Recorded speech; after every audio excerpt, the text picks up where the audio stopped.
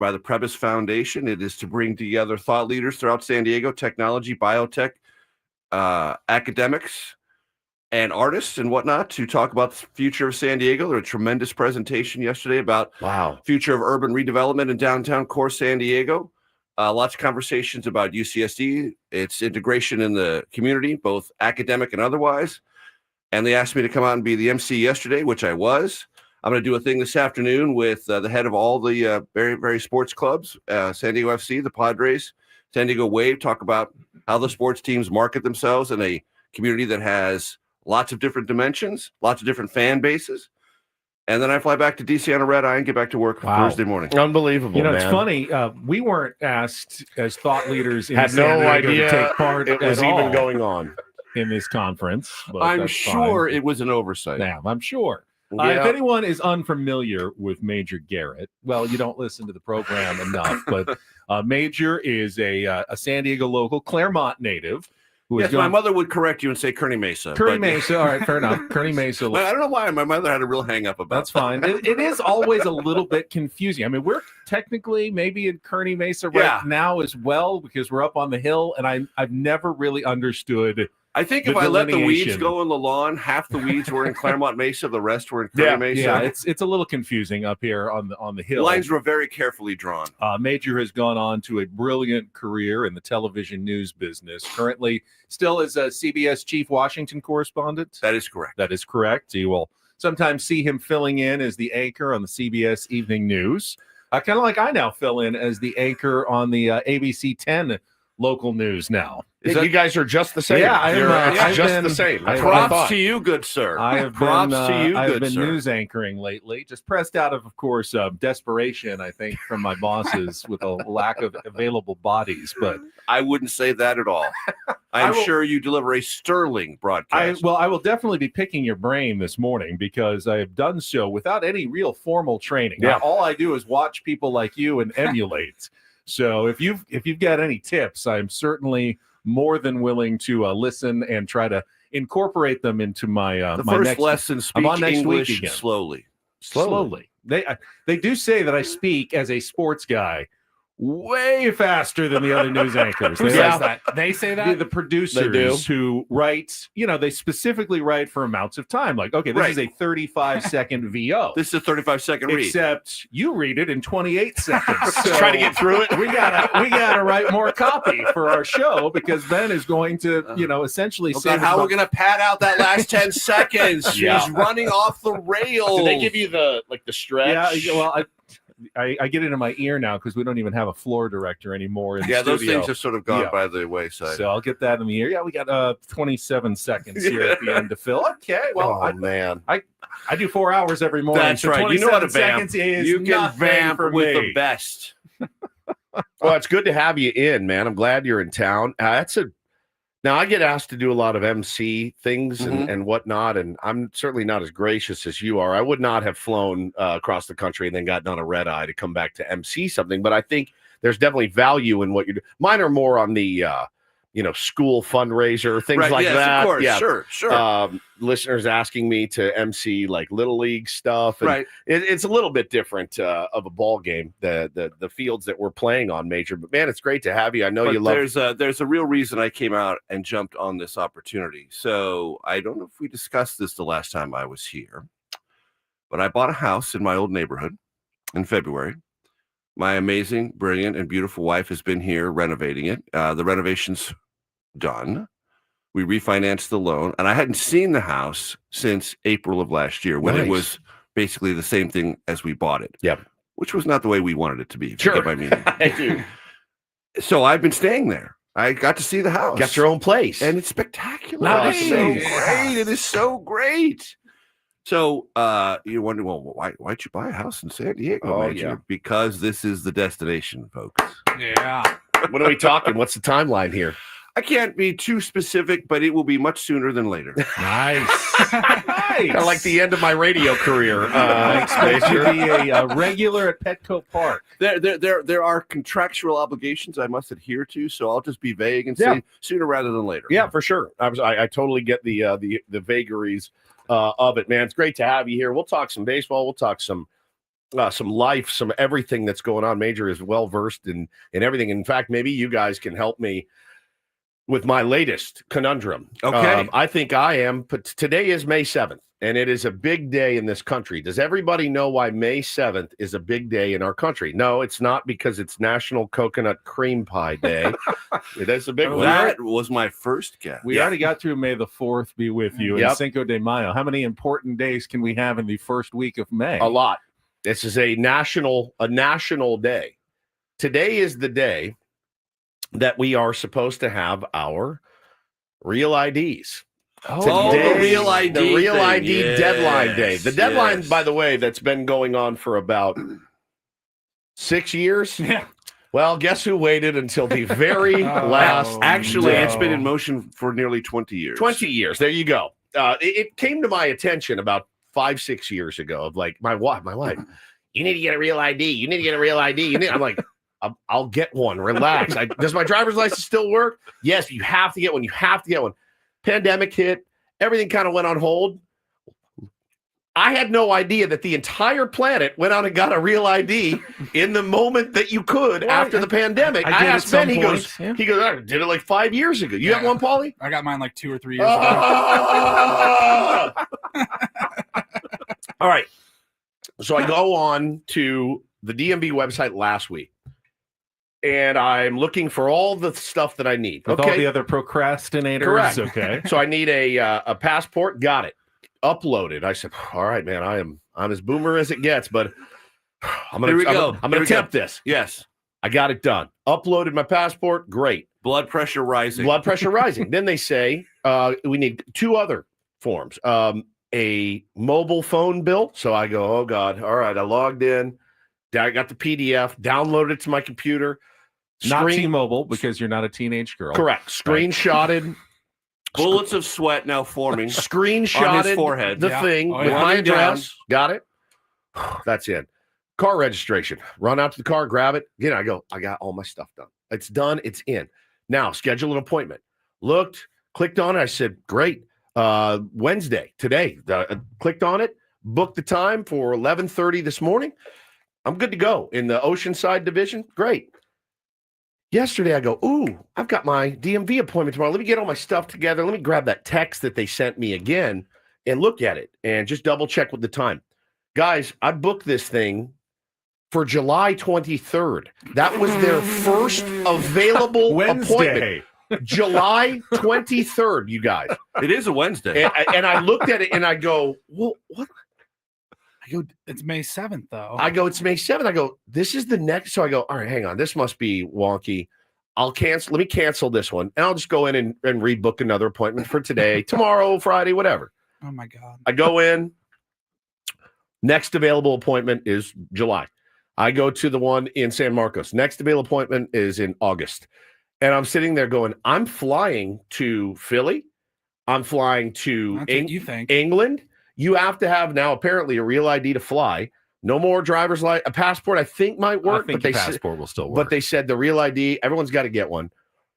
I have no appointment. So at some point this week, probably Friday after the show, instead of going home, relaxing, doing whatever, I now go to stand in line, get in line at the DMV at about 10:30 somewhere. I do believe, yes. There will hardly be anybody there.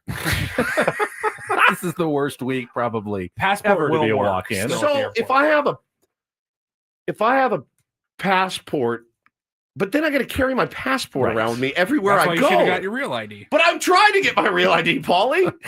They don't have any appointments. They did 3 years ago.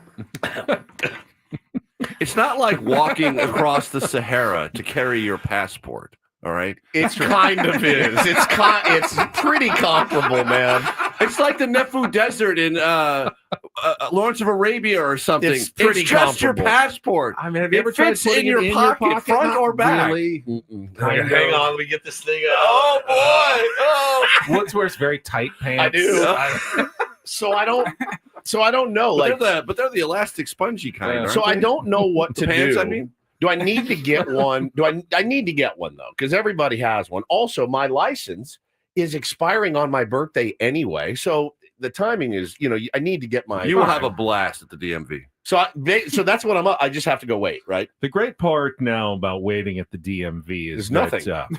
Well, you'll get a letter number combination like G72, and you'll be waiting there. But they'll keep calling the other letters like B46, like you're playing bingo or something, and they never get. It's like, oh, and then they finally get to a G, and you think, okay, here we go, G12, and you realize I am like 60 G's away, and G's are only called every like nine announcements. So, I'm going to be here forever. I know you're a big reader. I am. It's a good place to read. So I've got 3 words for you. Read a book.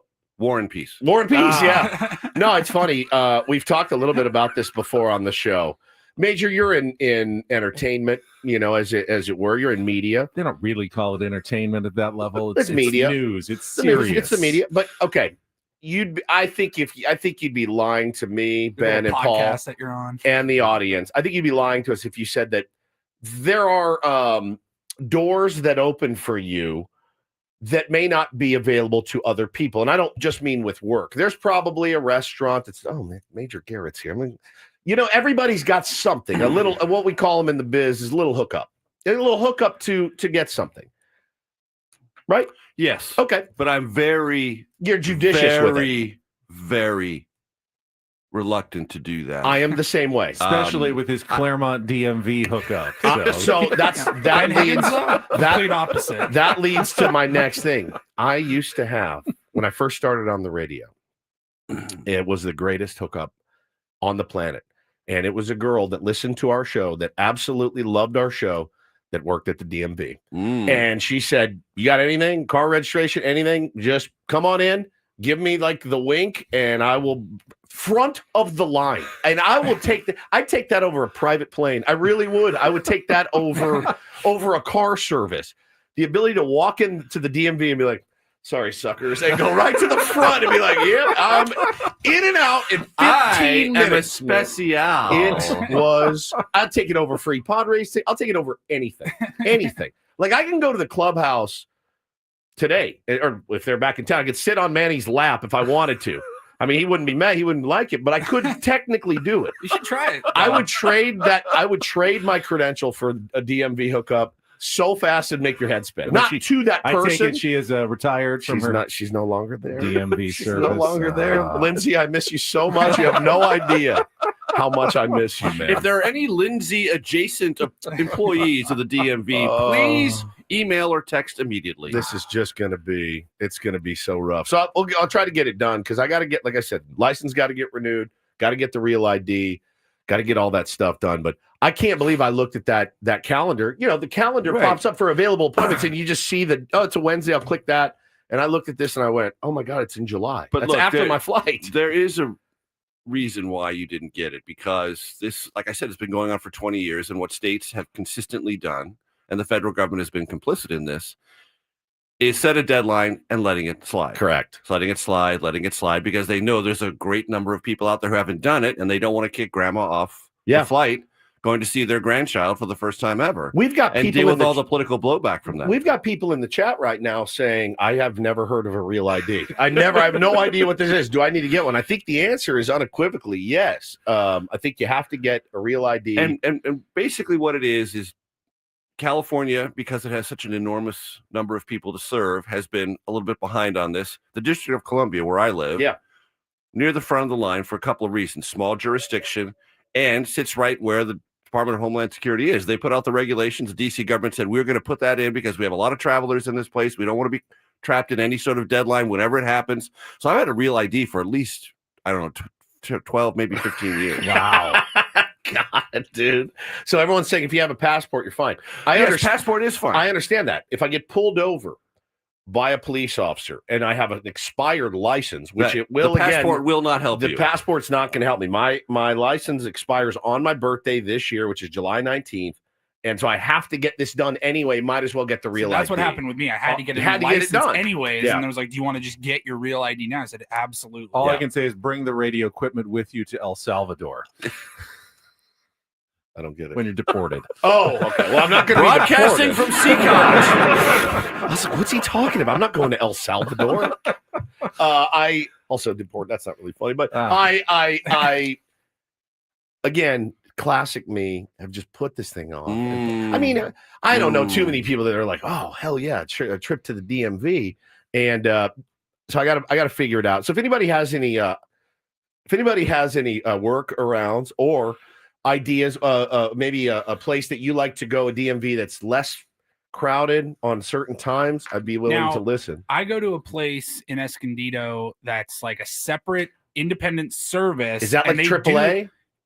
Similar. Yeah, they do DMV services. Is this in a back alley, Paulie? Because you're not telling me the name of it right now. It's a guy. It's a guy. It's a guy who knows a guy. I'll tell you all about it. Here in El Centro in the chat. Yes. But it's good for like car registration and stuff. They can get it done, printed for you right there. Even a real ID? You walk right up to the desk. Yeah, I don't know about a real ID. All right, I'm just going to go. Do yeah, it's called Alfred's Sorta. Yeah. Right. It's that guy in the movie that like Clint Eastwood shows up to, and he's like, here's your IDs, here's your credit cards, here's your passport. You're like, all right, here's the 50 grand or whatever. So yeah, man, I need to get that done. I'm gonna have to get that done in the next couple of days. I'm not looking forward to it even a little bit, but I figured you guys could help.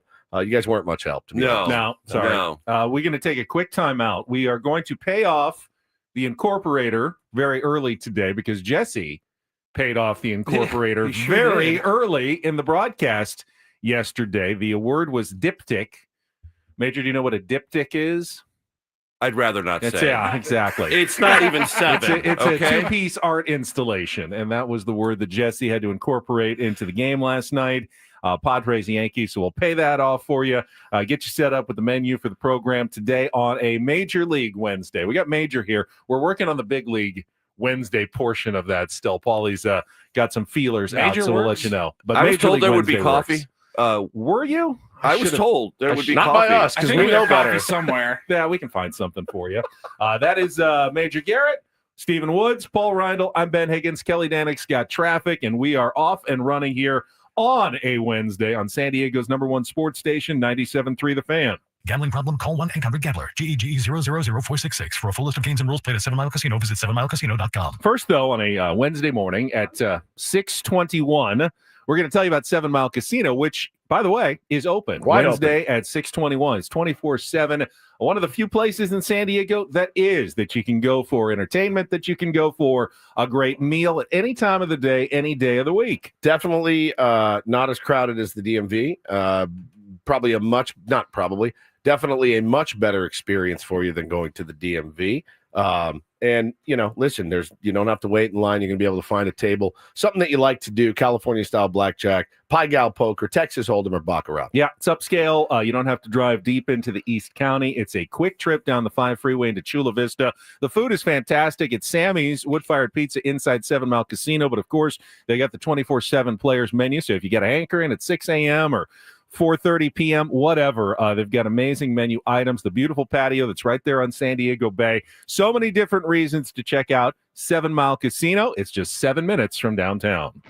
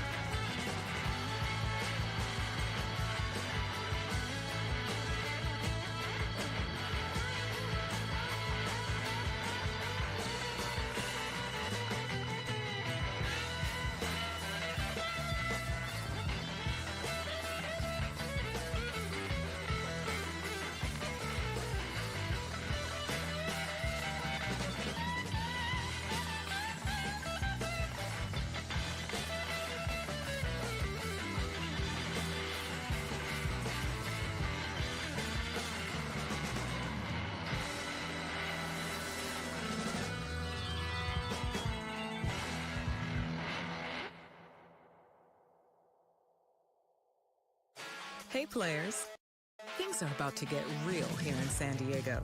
Introducing the all-new Hamul Casino Resort.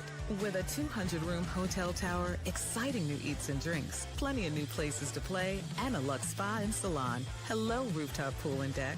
It's where players can play their hearts out and enjoy all the perks that come with it. It gets real this summer at the all-new Hamul Casino Resort, the players' place.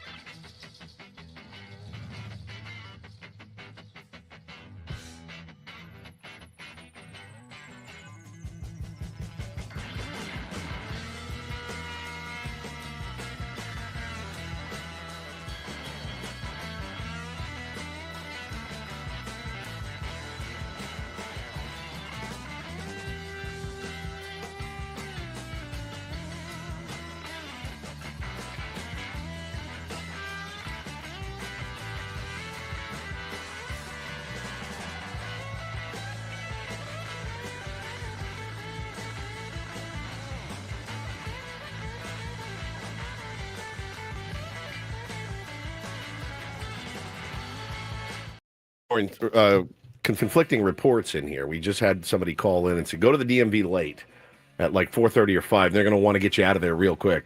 I don't buy it. I just don't. I don't buy just telling you what he said. That happens ever. Because never have they been like, hey, let's work extra fast and hard in here to get that done. Dude, don't disparage the people. No, I know. They're not at this particular moment of peril in your real idea extravaganza life. I don't mean to. I just mean that usually when you go in, they're like, so, I mean, look, it's not an easy gig. And they sit in there and they're like, bro, you got to wait. Everyone's got to wait. Like the fact that I had a girl that would let me walk to the front of the line, honestly, is better than any bottle service I've ever had, better than anything ever. I've had good experiences at the DMV. If there's ever any trouble, it's always the fellow patrons. That's it too. Those are the people who really slow down the process. They're not ready. They don't understand the instructions. Well, they can't to be follow fair, it ain't simple instructions on a screen. It's not easy, man. Yeah. It's not easy. They make it as difficult as they can. But all right, so I'm gonna go in.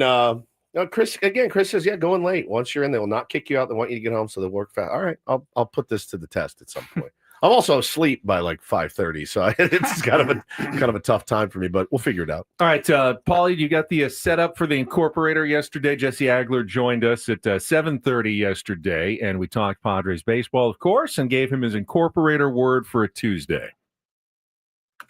All right, let's do this. Paulie won't have it for you, but I've got it for you. Diptych. Whoa, God! It's an artwork consisting of two pieces or panels that together create a single art piece. Diptych. Beautiful. Diptych. D-I-P-T-Y-C-H. Diptych. What? Lovely. Lovely, he says. The great Jesse Agler. He wasted no time. Is this even before the first pitch yesterday? Yes. Wow, I like this. If you listen to Padres broadcast, you'll hear Sammy pretty much take it right up to the wire, and then they go to a commercial break, and you hear the game open.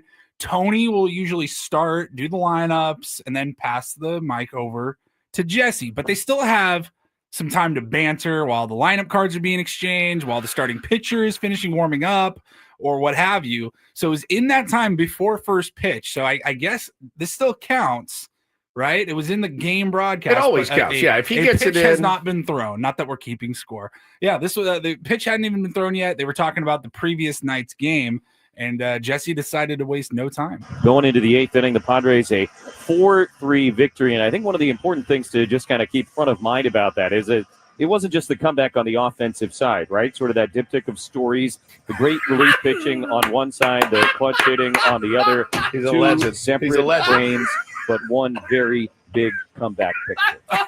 He's incredible. Oh, well played. Well played. Yeah. There's nobody better, man. He's the best. We are incredibly blessed with Jesse. Yeah, isn't he amazing? See, now, Major Garrett, I had no... And he didn't even hesitate. No. There was no like, am I going to do this or not? Just barrel right on through. Yep. Perfect pronunciation. Nailed it. I have no doubt that you would also be quite successful in an incorporator situation. If, if you were challenged to do so in one of your reports for CBS News at some point. We won't make you do it because I know that can be a little dicey. You can't make me do it. I can't make you do anything, but I know you would be quite adept. It wasn't just the comeback on the offensive side, right? Sort of that diptych of stories. The diptych of stories. You should have heard the word that Ben originally wanted to give him. Wow. That was a very creepy. Unintentionally. Unintentionally. We changed that out for Jesse. All right, we've got our Padres crap up coming up next today. Yeah. I will warn everybody. There are approximately 2,500 Major League Baseball games played every season. It's a rough estimate. Not every one of them is a lesson to be learned. Honestly, sometimes a game is just played and then you play another one the next day. Sometimes a game's just a game. Sometimes a game is just a game. That's what we say when we lose like we lost last night. It's just a game. No, you know what? To be fair, sometimes a win is just a win too. Yeah, and true. It's not a herald of great things to come. It's not a sign of turning things around. Sometimes a game is just a game. But there are some interesting things to discuss in last night's loss, which of course included a 10-run inning for the New York Yankees. We'll get to the highlights coming up next. The return of Jackson Merrill as well. We will give away some Padres tickets, maybe a little bit earlier today. We did it late in the show yesterday.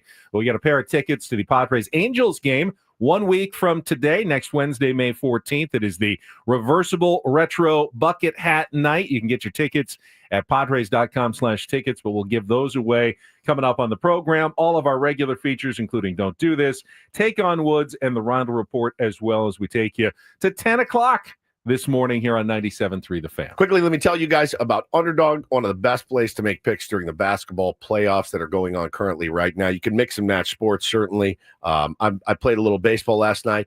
Got pretty close, but no cigar. It happens, man. Daily fantasy, you know how it works. Just choose whether a player will go higher or lower on any one of their stats, like points, assists, in baseball, runs scored, home runs. You guys know how this thing works. Once your picks feel good, you can play with as little as $1. In fact, I played with $2 last night. If you get everything right, you can win up to 1,000 times your money.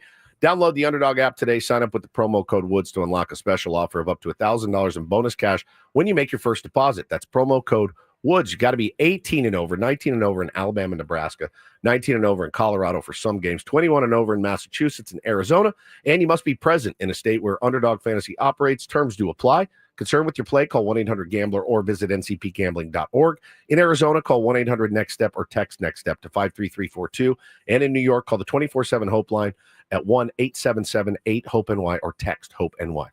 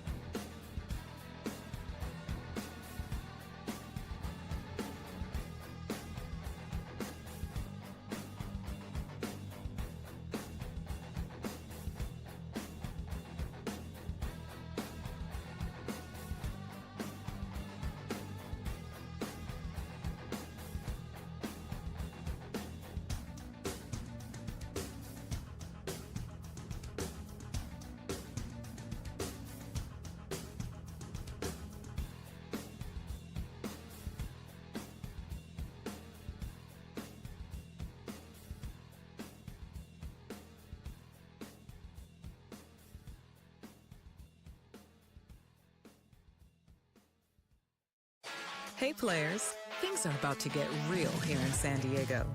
Introducing the all-new Hamul Casino Resort. With a 200-room hotel tower, exciting new eats and drinks, plenty of new places to play, and a luxe spa and salon. Hello, rooftop pool and deck. It's where players can play their hearts out and enjoy all the perks that come with it. It gets real this summer at the all-new Hamul Casino Resort, the players' place.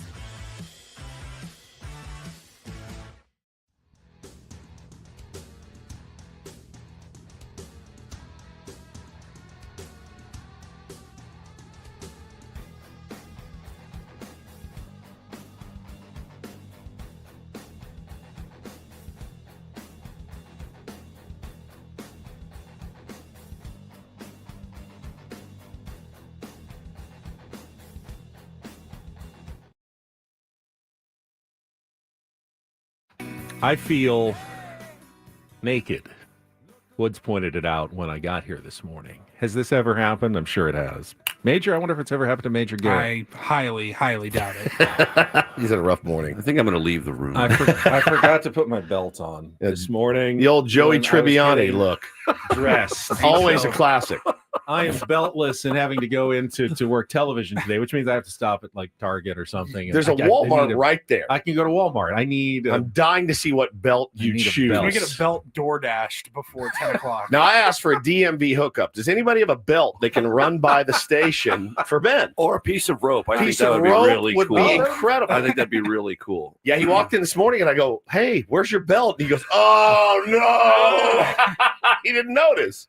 I mean, my pants are not going to fall off without it, so it was really a superfluous piece of equipment at the moment. It's for aesthetics at this point. It's an aesthetic. ornament. Well, listen, if you didn't tuck your shirt in, no big deal. But your shirt's tucked in. You look like Joey Tribbiani right now from Friends, who every time he showed up on set, they never had a belt on. And it would make me insane when I would watch Friends. I'm like, bro, Joey's supposed to be like the sharp guys, like getting all the girls. I'm like, no girl's going to be with a guy with no belt on, ever. It's not going to happen. You're never going to get a phone number if that happens. Yeah, I'm already in kind of my TV cash clothes since I'm not anchoring today. So if I'm going on camera, I definitely need a belt. And then he was so flustered. He knocked his coffee over. He was like, it's just been.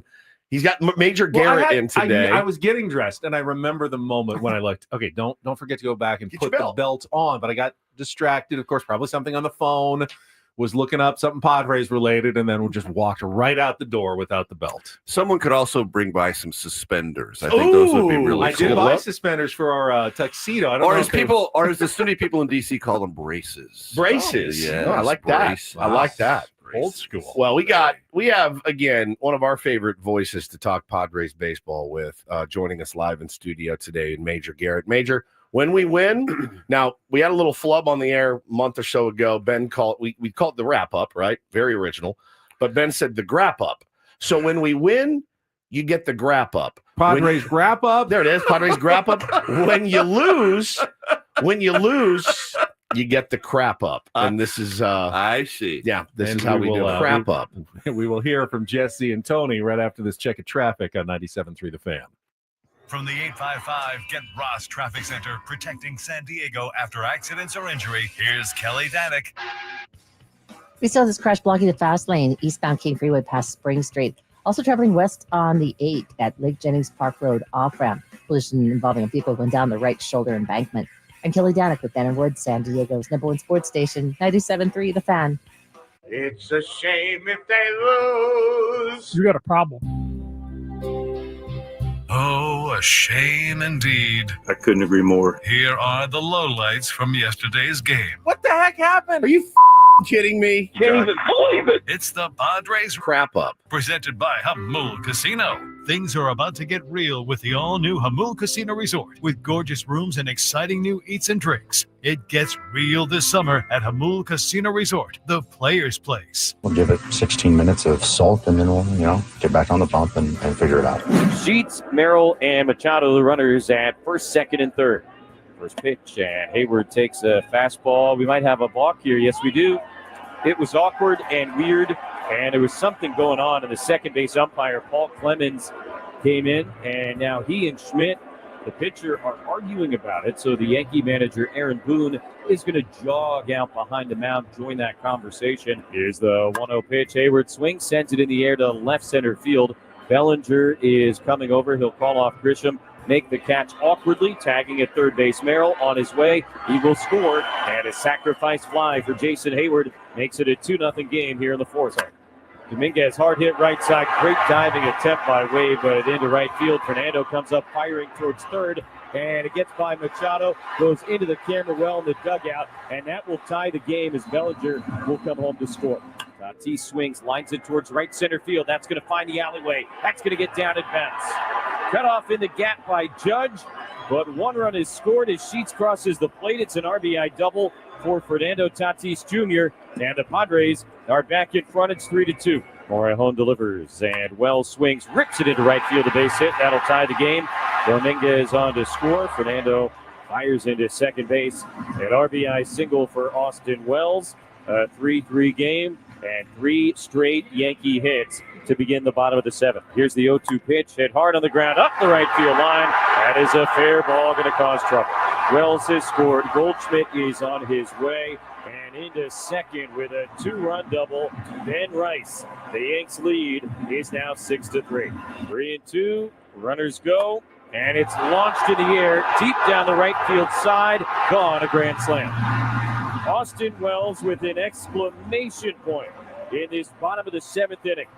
A 10-run inning, and the Yankee lead is 12-3. De Los Santos delivers, and a chopper up the middle. Volpe to his left collects it near the bag at second base. The throw to first is in time, and the ball game is over. The Yankees explode for 10 runs in the bottom of the seventh inning as they erase a 3-2 deficit and go on to win this game 12-3. They have set up a rubber game here tomorrow night in the Bronx. Bullpen's been fantastic. It's been tremendous. I mean, Morejon been tremendous. Wandy's been, you guys can do your research too, but Wandy's been outstanding. Hadn't given up an earned run. Third in all relievers in weak contact. Top 5 in strike percentage. Second in ground ball rate.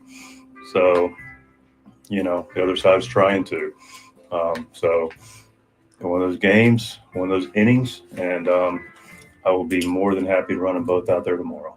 Well, I hope you don't, actually. They're probably a little bit taxed, Schulte. That is definitely just something you say if you're the skipper. Can I just take issue with something Mike Schilt said? Sure. We all know, you and I know, everyone who was in that room, Dennis Lynn, Kevin AC, they know how good the bullpen has been. They even know how good Wandy Peralta has been so far this season. He did not need to specifically specify. That's true. We know this. We do know this, Woods. What's your issue? Well, he just acts like you can look it up yourself how good they've been, as though someone was implying they haven't been good. No, look, if and Twitter is certainly no barometer, right, for rational takes a lot of the time. But I saw Wandy's terrible. Morejon's been terrible. I don't know. Everybody thinks they're good. Guys, I'm looking at the game logs for one Wandy Peralta. That dude had given up 6 hits. 6 all season. He's given up 6 hits, 2 earned runs. You got a string of lefties coming up at that point. And Morejon obviously did not have it last night. The sinker wasn't sinking, and it didn't work. The matchups were right. The process was right. The execution was wrong. Failed. Look, would you rather have a slow oil leak, or would you rather the oil pan just fall off all at once? Just fall off, man. Just fall off. It's one game. Yeah. It happens. Yeah. Don't bullet to the back of the head instead of pulling my fingernails out. Yeah. It happens. And look, the game the night before was a magnificent Padre victory. One of the best. We took that game right out of their pockets. They were walking that victory halfway to the clubhouse. Absolutely, they were. Absolutely, they were. They had it. We were soaking wet, pissed off, frustrated, not going anywhere. And to pull that game out was astonishing. Well, think about it. They had exactly what they wanted. They had their newly demoted setup guy, closer in the setup role, going to give him a little bit softer landing. Padres got to him. Well, then they put in their reliever, Luke Weaver, who had not given up a run all season. And we get to him. Guys, it happens, And I don't know that if you're a Yankee fan yesterday morning, maybe you were, you're like, Luke Weaver sucks. Now, you can say Devin Williams has not been great in New York, but, listen, you're going to have those games. You flush it, you move on. We talked yesterday about the two most important words in baseball. So what? So what? You lost a game. You got to regroup. You got to figure out how to get a win with Dylan Cease on the bump today. The pressure is on Dylan Cease. He's got to perform. He has to perform. And we had a lot of chances last night to blow that game open. We did. Manny had a big one. Xander had a big one early. Runners on second and third. They didn't come through. They came through the night before. Nobody in the history of baseball, Ben, when presented with an opportunity to drive in a run, has driven them all in. Ever. It's never happened. It's never going to happen. The game is too hard. So I think, no need to panic. No need to fire anybody into the sun. No need to send anybody down. Just regroup, take a deep breath. The quote that is attributed to Sigmund Freud, although I looked it up and he may never actually said it, is sometimes a cigar is just a cigar. Yeah. There's not a deeper meaning to the loss yesterday. If you want to dig into it, Adrian Morejon has a track record of being good now. Since last season, he's been really solid out of healthy, the pen. Yeah, as Wood said, didn't have it. They attacked some first pitch. He was out there for 10 pitches yesterday. It's hard to, make any sweeping judgments about Adrian Morejon. He had a bad 4 minutes, and that was about it. As for Wandy Peralta, I think it's fair to wonder whether Wandy is good, bad. I mean, he wasn't great last year, obviously, for most of the season. He was really good to start this year. He's been great this season. Our friend Clark, Letters to AJ had it yesterday, made a very compelling case that Wandy was tipping his pitches and the Yankees were signaling to the batters, including Austin Wells, right before the grand slam.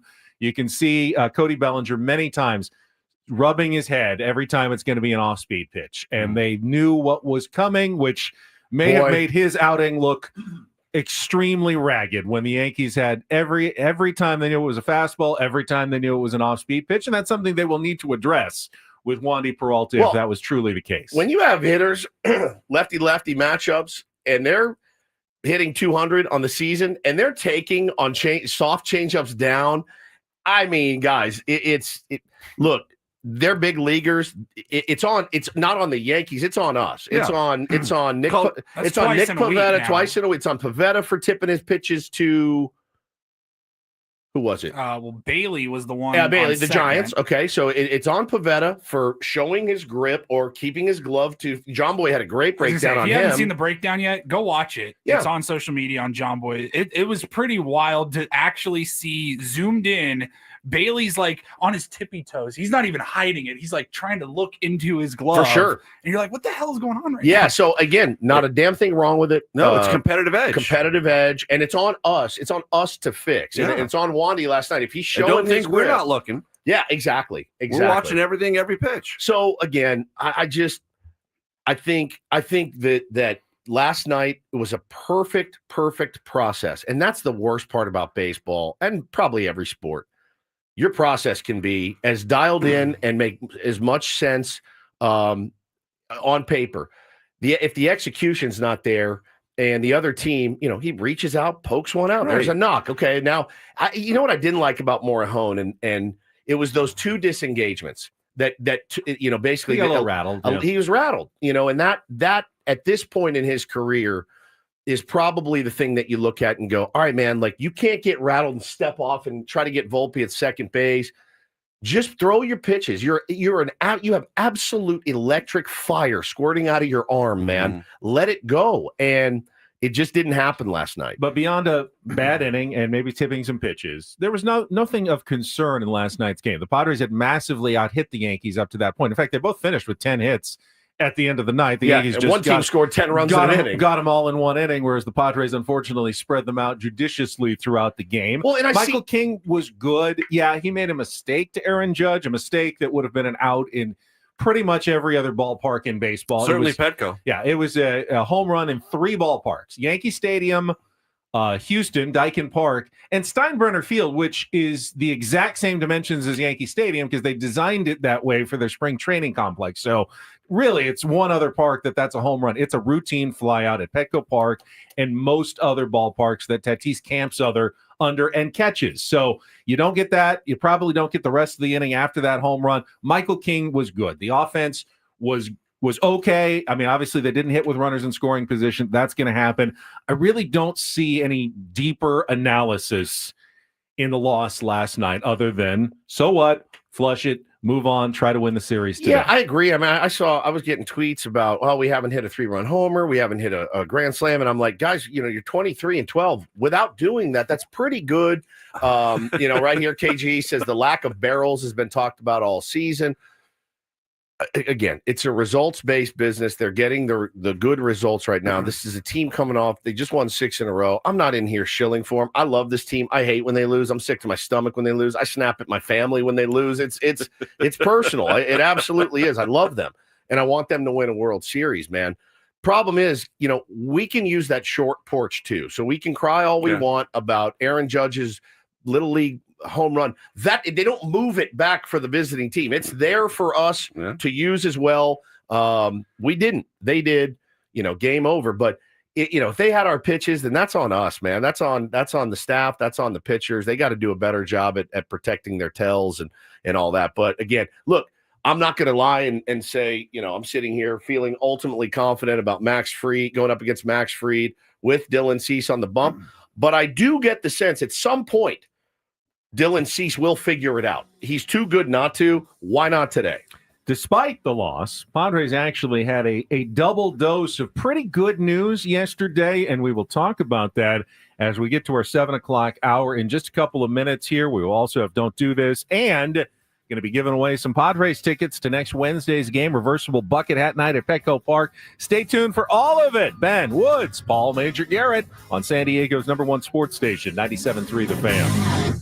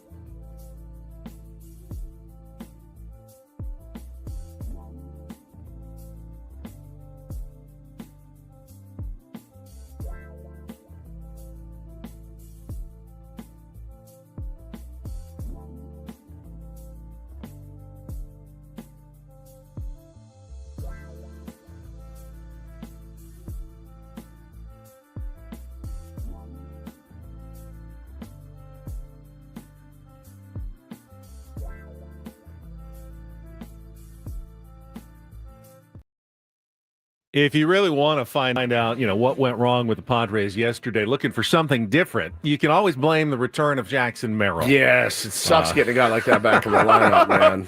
Hate that. It was great to see his face Hi, back. this is Jackson Merrill. Back with the Padres, back in the lineup, and of course, comes straight back with a double in his first at-bat, collects a couple of hits. Looked very Jackson Merrill-like in the game yesterday. How about the pregame with young Jackson Merrill? Scanlon says, what'd you miss the most? He's like, all of it. It sucked. I hated being gone. I love baseball more than anything in the world. Yeah. He is like a baseball robot, man. Yeah. What a joy. Not a robot, man. I mean, it's genuine. He's everything. Yeah. He is singularly focused. Yeah. I mean, in basketball, you call him a gym rat. I mean, he's just always on the field. He just wants to be on the field, wants to be doing baseball things all the time and getting better at the things he already does well. He's reshaping his game relentlessly, and he loves the work. He loves the process. I love that about him. That guy is so much fun to watch. So much fun to watch. We speculated a little bit yesterday about what the corresponding move could be, and as got it wrong. Actually, we talked a little bit about the possibility, though, that it could be Luis Camposano going right back down. And I figured that would be the corresponding move for Crony, because I did figure, with Max Fried on the bump today, you are going to want potentially a right-handed DH. You could give Campy maybe another look or whatever, but they sent him down. I think Oscar Gonzalez has done more than Campy. I like some of the swings that he takes. Save that. I mean, Campy was 0 for 10 with 4 walks. Oscar Gonzalez, I will tell you, he is the definition of wheels off. I mean, he swings at pitches. He's got talent, obviously. He's got raw talent. He almost crashed into Jackson Merrill last night, and you could see some visible frustration on the face of one center fielder, Jackson Merrill, just off the IL, going, hey, man, I'm the center fielder. It's my ball. You got to give away. You saw him uncork a wild throw. Oscar he needs to be honed a little bit, right? Just kind of a raw product that needs to be honed a little bit more. I totally agree with you. I keep feeling like there's going to be a 5-day period where he hits 3 home runs. Yeah, I feel that too. I feel like it's in there, and we might see it. We saw it in spring training a bit with Oscar Gonzalez. I also wonder, because I don't know exactly how it works. Remember, they had to add him to the 40-man and call him up because he had the opt-out. Can they send him back down without risking losing him? Could he opt out of his contract if they send him back down to the minor leagues? I'll need to get clarification on that from someone with the Padres, because that could be part of their decision-making process and thinking. And you can tell that there's more patience with Oscar than there is with Campy. There's just no patience. It's worn thin. It's Campy was a bright, shining prospect, and the Padres leaned into him and gave him lots of opportunities, and you can just feel like, no. We're gonna call you up when you need you, and 0 for 10 is 0 for 10. Sorry, guy. No doubt. Especially when you're slotted as DH, not catching, because your defensive liabilities are so pronounced. We had to get to aged, but also excellent seasoned backstops who are very good with the pitching staff, very good at framing things that have pretty much eluded Campy all of his Padre career, and then 0 for 10 is 0 for 10, man. Back down. And the base running mistake that could be blamed on a number of people, but I think ultimately was blamed on Luis Camposano the other night. And again, when they called him up, I said, hey, maybe the 6th time will be the charm. I want to believe. I want to like him. I appreciate what he's done. I'm a big mental health advocate. I know he had some mental health struggles that he's worked really hard to overcome. I'm a huge fan of the human being. Yes. But, as far as production goes, it's like we said, it's a results-based business. And a cold one. And when it comes to cold as ice, Luis Camposano,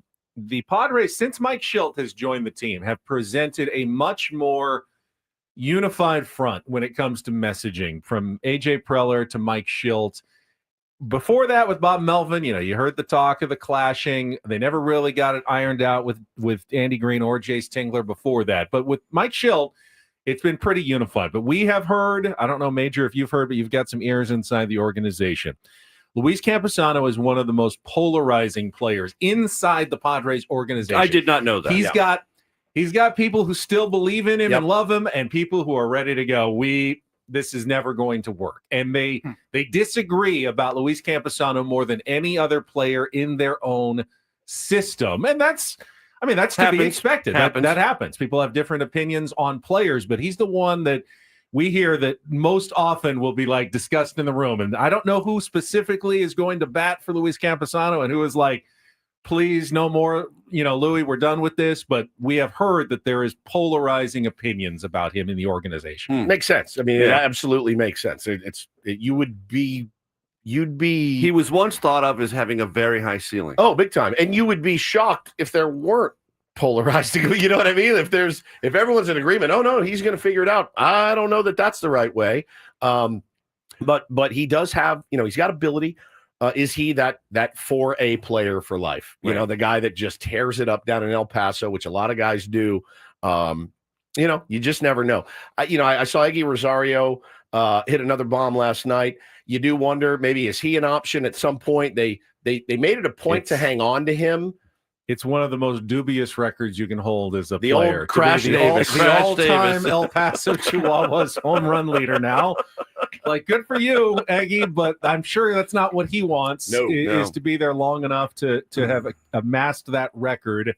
And yeah, Campy could be in that 4A category. Eggy could be in that 4A category. But speaking of the El Paso Chihuahuas, that was the other bit of good news. In addition to the return of Jackson Merrill, Jay Cronenworth began his rehab assignment last night for El Paso. Not only began it, he homered and walked 3 times in his first rehab assignment. Now, he was wearing, I believe, one of those flak jackets under his uniform to protect that rib, which can't possibly be fully healed yet, but enough that he can swing and enough that he feels like he's protected enough. Obviously, he can hit a home run. So, that. Can we go back to when he was hit? Yeah. When I saw that, I immediately thought he is seriously injured and should be taken off the field this moment. I was astonished. That was a heater, man. And he played the rest of that game. He played the rest of that game, day too? and then another day, and he hit a double in the next day or something. I'm like, what is he doing? He's a hockey player. 94 miles an hour, right at your lowest trip. I'm like, how is he even alive? How is he breathing? Yes. Yeah, he's a hockey player. I remember seeing him last year. He got hit in the back, hard, like 97 to the back, and we were standing by his locker. He pulled his shirt off. Dude, he showed us. I go, let me see it. I went. I was like, good God. He's like, it's fine. I'm like, geez, dude. Like 15 different colors. You had to care flight me out. I mean, literally care flight me out of the there. average fan, myself included, has no idea. No, none. You can't conceive of how bruised and battered these guys are. Like Manny says, after day one, after opening day, everyone's injured. Everyone's hurt. Yeah, that's me.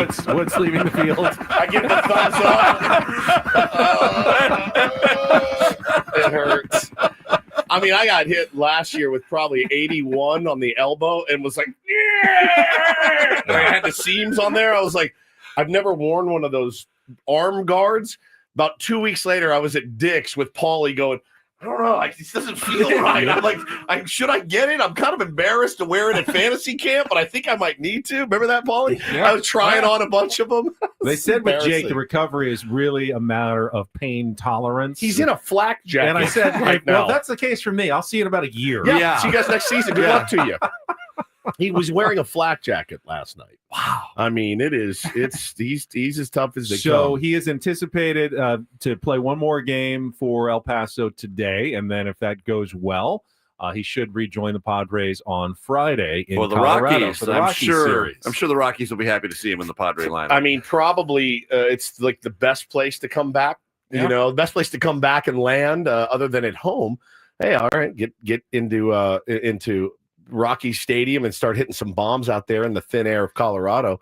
But that's one area of the Padres that, does need to be discussed at some point. Yeah, I'd love to see this team, have a little bit more pop. I love how it's working right now. I don't want them to change their identity by any stretch. And I do think, and we see this every year, guys, we can't act surprised.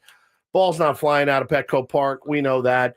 They're offensive approach is one of put the ball in play, get guys over. It's worked. Like I don't want to slam the brakes on right now and go get up there and try to hit it out of the they ballpark are not every playing time. hero baseball. They're not. They're not waiting. Oh, someone will hit a 3-run bomb. No, just put a ball in play. Put a ball in play. They still don't have a single 3-run bomb all year. Or it's okay. It's okay. None at all. It's okay. It will. Hey, by the way, that will come. I absolutely know it will come. I know it will. And a brief note, but sympathy for Bud Black, man. I know that guy's a good guy, great dude, guy, great coach, listens great to the show. Yeah, and there's just no support. There's just, he can't do anything. Can't do a thing. It's a testament to him as a human that he's been around for as long as he has with the Rockies. Yeah. I mean, any other manager with that record on any other team probably doesn't make it as long as Bud Black has. I heard him yesterday on MLB radio, and he was just he's positive. He's like, yeah, it's not going well, but all it takes is one day. We are teaching. We are trying to get better every single day, and maybe today's the day that it clicks in. Can I say this, though? Good on him, man. It didn't click in yesterday as they were rained out, but can I say this? Bud's had a lot of success at the big league level as a pitching coach and as a manager, making a good living. Yeah.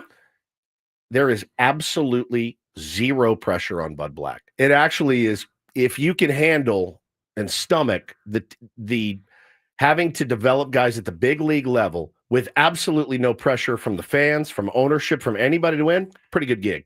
Pretty good gig. But look, everyone at that level, they're competitors. The competitive fire is relentless. For sure. And trying to deal with that when you know that the competitive disadvantage day in and day out is so pronounced.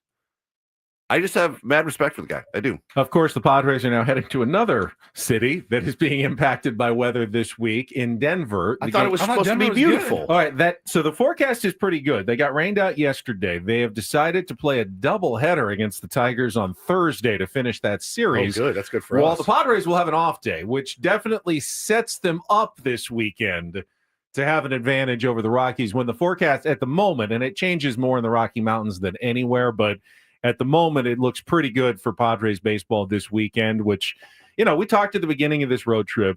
6-3, we would all have been thrilled with. 5-4 wouldn't have been bad. They're 4-1. If they can find a way to win 3 out of the last 4 and go 7-2, it's a monumentally successful road trip. And even if they split these last 4 games, still a very successful road trip for the Padres. You, my brothers, are dialed in. What do you think is up with Dylan? Command. It's just command. I do. I think it's command. Mechanical, though? Yeah, and I think it's we see it a lot here in San Diego where our starting pitchers get off to a rough start sometimes. Darvish had some horrible starts Blake in Snell, April. Settled Michael in. King wasn't good. Michael King last year. Blake Snell every year started off slow, and you just had to wait. All right. and cut it out. Let me throw something out, which you guys, I'm sure, have kicked around. How much do you think is it the overhang of the blow up in the playoffs? I think that may have something to do with it. The other thing I think about too, because you have to have conviction when you're throwing in the major league level. You have to be convicted about your.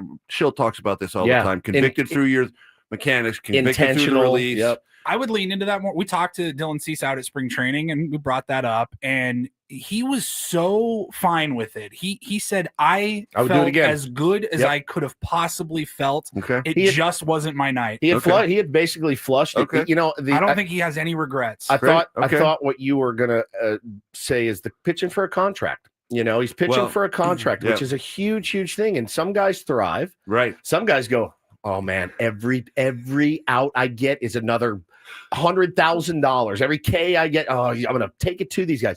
And then there are guys that are like, if I don't pitch well, I'm gonna lose 40 million. I mean, the thing with Dylan, the stuff is so good, he's still gonna get a huge deal. I mean, he's gonna get no one's gonna be like, hey, let's get Dylan for 4 years, 15 million per. It's not gonna happen. There will be a Brinks truck involved. No doubt, no doubt. So with him, I think it's just command. He's putting too many guys on. He's not putting enough guys away. And he just, for me, if I was his coach, I would go, bro, you're literally one of the most electric pitchers. Just go trust it. Go trust it. Trust your stuff. Let it eat. See what happens. You got a great defense behind you. Let it eat. Go. Get after it. And throw your fastball. Throw that 98-mile-an-hour fastball at the top of the zone. If they hit it, they hit it. You tip your cap. But I think he tries to be too fine sometimes. He gets in a lot of deep counts. Like the last game they played, Ben pointed out too, and they talked about on the broadcast, they fouled off like 19 two-strike pitches. So his pitch count goes. He's at 60 pitches after 3 or 2 1/3, and you're like, he's going to give us 4 innings today, and we got to get 6 or 7 from him. I think the fastball hasn't been as competitive as it needs to be. They're laying off that, and when you can do that, and you're locked into the slider, which has been good, especially last start, it had sharp break. Mm-hmm. But if you're looking for it as a batter, you see that and you just lay off of it. So I think it's hurt Dylan in terms of the batters are just feeling a little more able to isolate what they're looking for from Dylan Cease, and that can make a huge difference for him. I actually like him in this spot today. As Wood said with Bud Black, a little pressure off. I know what you're thinking, Yankee Stadium, huge game. They're going up against Max Fried, who's been absolutely dominant this year. I kind of expect Dylan to rise to the occasion today. Now, will they win the game? I don't know. Max Fried has been really good this year. The Padres have not done as well against lefty starters as they have done against righty starters. This is going to be a tough game, but in some ways that almost takes a little bit of the pressure off, I think. Just go out there and sling it and battle with another one of the, number 1 type pitchers in the league and just do your thing today, Dylan. Have some fun out there, man. Quite separate from his performance on the mound, where were the 3 of you on the Jeremiah Johnson look? With the did not like the beard. I think you should go back to the Doc Holliday. The 70s movies reference, kids. I apologize. I think you should just go back to the straight. Robert Redford, look it up. The straight now stash. he's kind of in the mid-range. He's in the mid-range of the scruffle. What do we call it? It's coming back, but not full beard. The scruffy face. Put that with eggs, don't you? Yeah, scruffle and eggs. Scrapple. That's right. We're going to Pennsylvania. We can get some scrapple when we're there. Yeah. I mean, again, like I want to get back to that feeling where he was in that run last year. We're like, Cease is on the bump. Game over. Yeah. And you feel that way about Michael King. And I thought Michael 6 King, innings handed over the pen. Yeah. Score 5 runs. Oh, game over. Michael King, I thought pitched, and he said after the game, I had absolutely nothing. And there's something to be said for a guy not having any feel whatsoever, giving you 6 and leaving with a tie ball game. That's the mark of a really, really good pitcher that can figure out how to get you through 6 innings without having his best stuff. And you should have Estrada, Adam, and Suarez all lined up today. I mean, I'm telling Dylan Cease, hey, you don't need to throw a complete game. Give me 6. Give us 6. We got an off day tomorrow. 6 as good as you've got. Let it eat. And then we will see if that's enough for us to win this game and win this series. And props against the Yankees. to Pavetta for surviving a rainstorm. Oh, man, incredible. Incredible. I mean, at fresh ball every time, walking 2/3 of the way to the umpire just to keep the ball out of the 30-pound hat. That game should not have been played. It should not. I mean, I'm glad they won, but that game should not have been played. That's reckless. That's the economics of baseball, where they don't want to have to give make goods to all the fans and figure out how that's going to work with a doubleheader or something. But yeah, that was an unfortunate series of events that led to that game being played. All right, we're going to take a timeout. Major, our Don't Do This segment is coming up next. Would you get anything in particular you want to bring to the table? Well, here? they had a Pittsburgh Pirates employee has been suspended for beating the crap out of a patron, and it's pretty good stuff. It's been a week or so in Pittsburgh. Yeah, they've had an interesting time in Pittsburgh. All right, we'll get to Don't Do This coming up next after traffic with Ben and Woods on 97.3 The Fan. First, though, tell you about my weight loss journey with sdfatloss.com. A couple of summers ago, 2023, I was looking in the mirror, not liking what I saw, get to the mid 40s and the weight just stays on a lot easier. And I thought, what am I going to do? They told me about sdfatloss.com. I said, I will give it a try. I've done other programs, though, and I was not able to keep the weight off, even if I was able to lose the weight. This was different. It was based on real foods, and that made a huge difference. I ate chicken. I ate steak. I lost 40 pounds in 60 days, but I've kept all of that weight off and then some over the past 2 years, thanks to their great strategies, great counselor and support system. There's no hormones. There's no injections. You don't even have to exercise to lose the weight. You just follow the program. Yeah, it's eating less. I'm not going to say it's a piece of cake, but I got used to it. I got in the groove. The weight came off. Boy, that scale dropping down every day is a great motivator.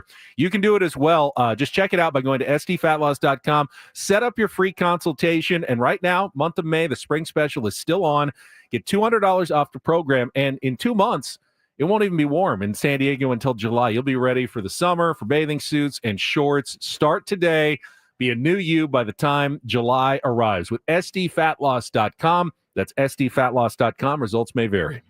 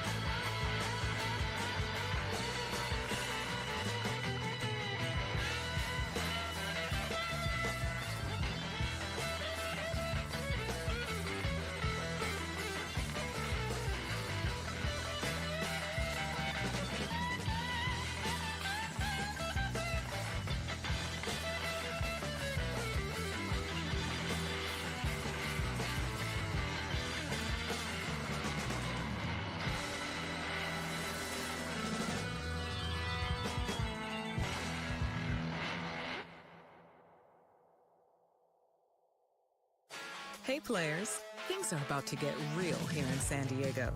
Introducing the all-new Jamul Casino Resort. With a 200-room hotel tower, exciting new eats and drinks, plenty of new places to play, and a luxe spa and salon. Hello, rooftop pool and deck. It's where players can play their hearts out and enjoy all the perks that come with it. It gets real this summer at the all-new Jamul Casino Resort, the players' place.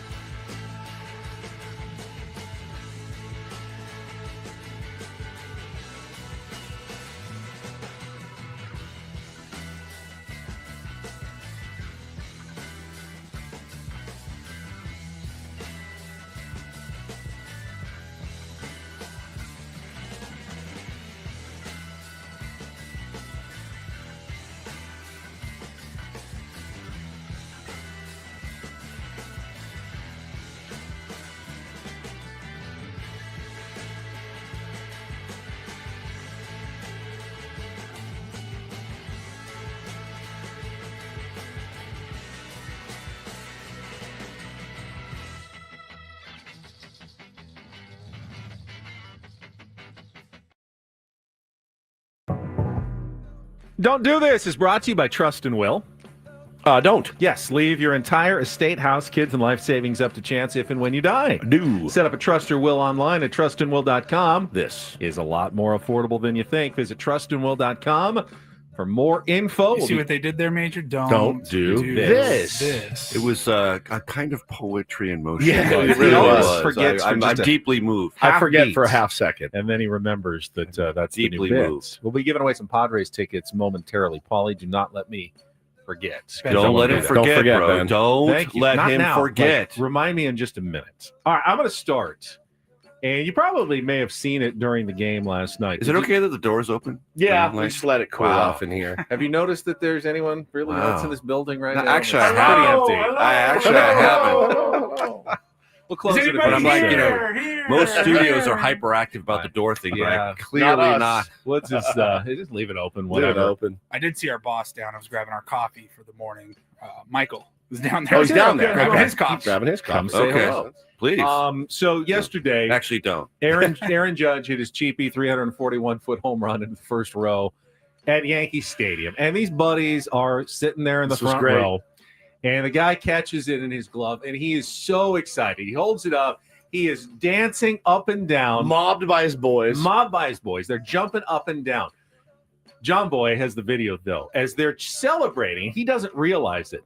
The ball pops out of his glove and bounces to another guy who's sitting. It to rolls. It rolls like the guy.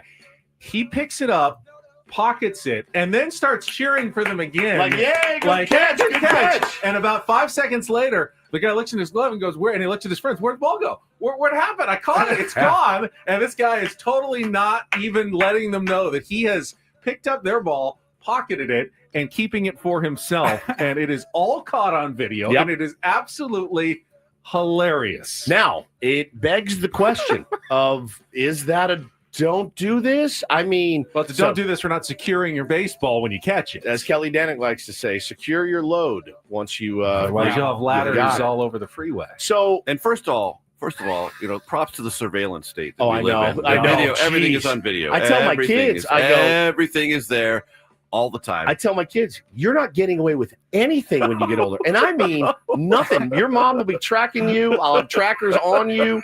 We'll be watching you in your car. Your cell phone will be monitored. Like, I'm sorry. Yeah. Welcome to the deep state. This is where we are right That's now. right, man. And so they did. The guy ended up giving it back. Oh, he did. He did give it back. I didn't see that part. He did. He did give it back. because there was an intervening 5 minutes of Zapruder film type He kept reconstruction. texting him like, bro, you're and busted. then You're text, busted. and then the emails, and then the death threats came in. It all happened in 5.5 minutes. Yeah. Resolved there in live Gave it television in Yankee Stadium. But I do feel like if you catch the ball and boot it, I feel like it's kind of fair game at that point. Now, remember, too, that is an Aaron Judge home run. That's not that's not Ben Rice home run. That's an Aaron Judge home run ball that now you have in your possession. And as we know, possession is 9/10 of law, but it's that 1/10 that gets you when it's on film, and you don't want to be shamed and mocked mercilessly. So he did get the ball back. This was an interesting story and video, and I guess this happened during the Padres game when the Padres were playing the Pirates. A Pittsburgh Pirates employee was suspended by the team after he was seen on video. Again, beating the crap out of a. He knew he was on video. I mean, he must have seen the guy filming this incident, though. So a drunken fan. We remember what happened in Pittsburgh. The guy fell over the rail. He's okay. He's walking now, which is he's up and at him. But man, another drunken Pirates fan gets in this guy's face after the Pirates employee had seen a little tiff going on. He's tried to break it up. So guys, not here. You're on the concourse. You're clearly overserved. Knock it off. One guy, long beard, gets in his face and is giving it to him. And he's standing there and he's taking it. And then you see the point in the video where security guard's like, do it. He's like, go ahead and do it. What are you going to do? And apparently he spit on him. And then, fists started flying. They got in a full-scale brawl in the concourse. The security guard did take his belt off, which I thought was a real power move. And you can see it above you there. Started to whip him with the belt. It was a pretty good tilt that they had here. And again, I feel so bad for security guards. I do. I think.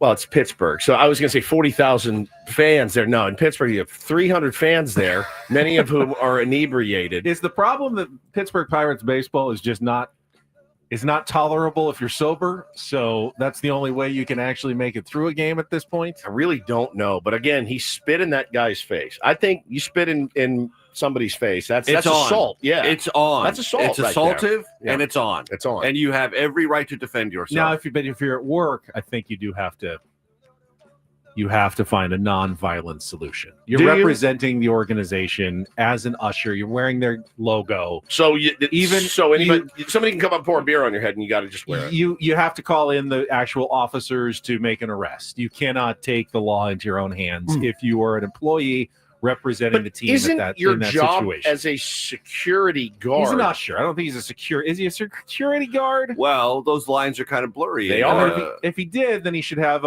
in a stadium. He should have handcuffs. He should have something identifying. He's an usher. He got that belt off so quick and just started smacking the guy. I loved it. All right, finally, a little do this. DD mega do. I have trouble making decisions. What the heck is that? That was a newscast. We need to play this for Major. Mega you have it. So we do do this. So we don't do this, then do this. So like a positive story. But that newscaster from do we have the whole? She's trying to pronounce the name of a fallen police officer. A fallen police officer with a tough name to pronounce. Oh, poor. Here it is. Yeah, Major, you and I can. That's the drop. You see, you haven't pre-read it on the teleprompter. And it just pops up on the teleprompter, and you realize, okay, I got to phonetically figure this name out on the fly. It was a fallen police officer, Deidre Mengadal or something like Deidre Mengadal. Yeah. Final goodbyes to this fallen Louisville police officer, DD Megadoodoo. I'm sorry, Mengudu. All right. All right, let's just pull the curtain back for a second. You cannot put anyone in that position. No. Especially that kind of story. Yes. You have to know the pronunciation, and you cannot go on the air. You cannot sit there if you do not know how to properly pronounce that name. You can't do it. You can't. It's the biggest thing when I know when I'm anchoring, go to the producer. If I don't know a name, like read through every story. All right. Yes. What's this name? Give it to me again. You'll be Give it to me relentless again. about that. Relentless. You have to be Spell relentless. it phonetically in the Yes. prompter for me. Right. That's the thing I worry about the most when Right. I'm on the air. And properly so. I would hate for this to happen to you, but I know. please let it happen to you. Something like this. I, as much as I would hate it, I would also be very good for the show. Very good. All right. What do I say? Oh yeah. All right, so we have to do this segment now. No, we do a positive do story. this. Yeah. I know how hard it is for me to make decisions. I hem and I haw and I think about the consequences, and I have trouble making big decisions. So props to the Utah Hockey Club, who have finally made they did. a decision and announced it, I believe, this morning. They have a name finally going forward. You may like it, you may not like it, but they were revealed as the Utah Mammoth. Okay, I like forward. it. Mammoth, that's good. Yeah, I like it. I thought it was pretty decent. Now, remember, I think they wanted to be the Yetis, but they could not get the trademark away from the drink cooler company, the Right. Yeti company. So they've got that denied. So they've gone with, I think, their second choice. They had fan balloting as well. And starting next season, they will be permanently known as the Utah Mammoth going forward. That's cool. Yeah, I like dig that. I There's dig a that. there's a NLL team, the National Lacrosse League, the Colorado Mammoth. Great logo, great color scheme. It's a great one. Yeah, It's a they good one. unveiled their logo, their jerseys. They look pretty sharp. And congratulations. All right, So let me finally ask having you a name. Can I get a dumb question? I should know this, but I don't. Are the Padres required to do another City Connect, or can we keep the current City? Required. Required. Yeah, this is the last year of the current. Yeah. Already working on the new one. Against that. I'm against that. I You want want- to keep the ones we All right, have. that's fair. That's fair. Diamondbacks just unveiled their new one, and most people like it. The Yeah. Serpientes in the bold purple. Pretty cool. Pretty good reviews this last week. But it took me a while Of course it did. to get used to the new City Connects. I wasn't an immediate fan. How I many was times kind have of you like, worn it? Do you wear them? I have one at my place in Borrego. Yeah. Now that's the third most frequent place I travel. That's true. So You don't have it with you in DC, so I don't know how Well, much just you made really the like point it. that but I don't want us to change. I love those. I want those on the older Fridays. Those are gentlemen great. like us Older Yeah. white guys Yeah. like us don't don't look good. Yeah. great in the City Connects, honestly. And as but- the oldest white gentleman in this room, I feel your pain. Now, Yeah, I'm excited to see what they come up with. the Padres do a lot of things right. They do. Presentation, Yeah. ambiance, and everything. They do a lot right. But I've seen so many teams in Major League Baseball. It's like 50-50. The City Connects are either awesome or they're dog ass. Yeah, They're yeah, they're terrible. terrible. What'd you think of And the because Chicago the first White ones were so good, I'm scared of the next one. Exactly. The Chicago White Sox, Chicago Bulls throwback jerseys. Fantastic. I I like thought it. they're terrific. I like the it ones too. I They think they look so unveiled cool. this Wow. last I think week. they Yeah. look so cool. And that is don't and do this for a Wednesday. That was Don't Do This with Ben and Woods on 97.3 The Fan. All right, we can talk about the rest of Major League Baseball. If there's a silver lining, the NL West kind of fell flat on its face mostly yesterday, but we can talk about the rest of baseball coming up in our next segment on And- 97.3 The Fan. And And got Padres an update. tickets. thank you. See, Paulie remembered. Major League Wednesday is also going to be still a Big League Wednesday because our buddy Adam Jones, he's going to call in at 8:35. It's about an It's hour. been forever. Outstanding. Yeah. It's been a while since we talked to AJ, now an official employee of the Baltimore Orioles. It's not as by the easy way. as it used to be where I could just text him. Now he's got to run it up the And I got to give flagpole. away those Padres tickets because I promised. 833-288-0973. Fifth caller is going to win the pair of Padres tickets to next Wednesday's game against the Los Angeles Angels. The first 40,000 fans in attendance will receive a free reversible retro bucket hat that Mud claims you can wear 10 different ways. I think if you get 4 out of them, you're doing pretty well. Get your tickets at padres.com/tickets, and we'll be back next here on 97.3 The Fan. You know, as I pull up the copy to read this endorsement for QC Kinetics, the first thing it says, Woodsy, please talk about your results. I'm beyond happy to do that. QC Kinetics changed my life 1,000%. A few years back, got to the point where my wrists were so painful, I could not play golf. I could not pick up my 3-year-old at the time, and that was kind of the thing that sent me over the edge. I picked him up, I had to put him right down, and I went, "Oh man, I'm in deep trouble here." Went to QC Kinetics, was as skeptical as you are hearing this ad. Trust me. And then I learned about the regenerative cell therapy. I'd read about it before, PRP, things like that, and I said, "I'm a little nervous to try it, but I did it. I'm so glad I did. Have not had to go back yet. My wrists are stronger than they've ever been. So if it's a knee, If it's your back, if it's your shoulders, whatever joint is hurting you and keeping you out of doing the things that you love to do, call QC Kinetics today. You have to. I will be a fan of theirs for life. 619-614-PAIN is their number. A couple of different locations, one in Torrey Hills and one in Hillcrest. I've been several times to Torrey Hills. Phenomenal location, phenomenal people, and look, phenomenal results at the end of the day, which is what matters. So again, get back in the water, get back on the golf course, go to QC Kinetics, 619-614-PAIN. They'll give you a free consultation when you call. 619-614-PAIN. It's QC Kinetics.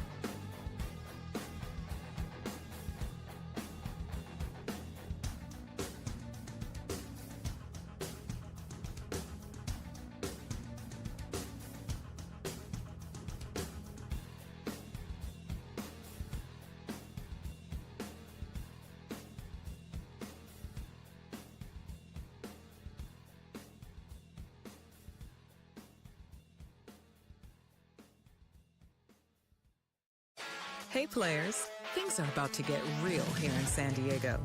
Introducing the all-new Jamul Casino Resort. With a 200-room hotel tower, exciting new eats and drinks, plenty of new places to play, and a luxe spa and salon. Hello, rooftop pool and deck. It's where players can play their hearts out and enjoy all the perks that come with it. It gets real this summer at the all-new Jamul Casino Resort, the players' place.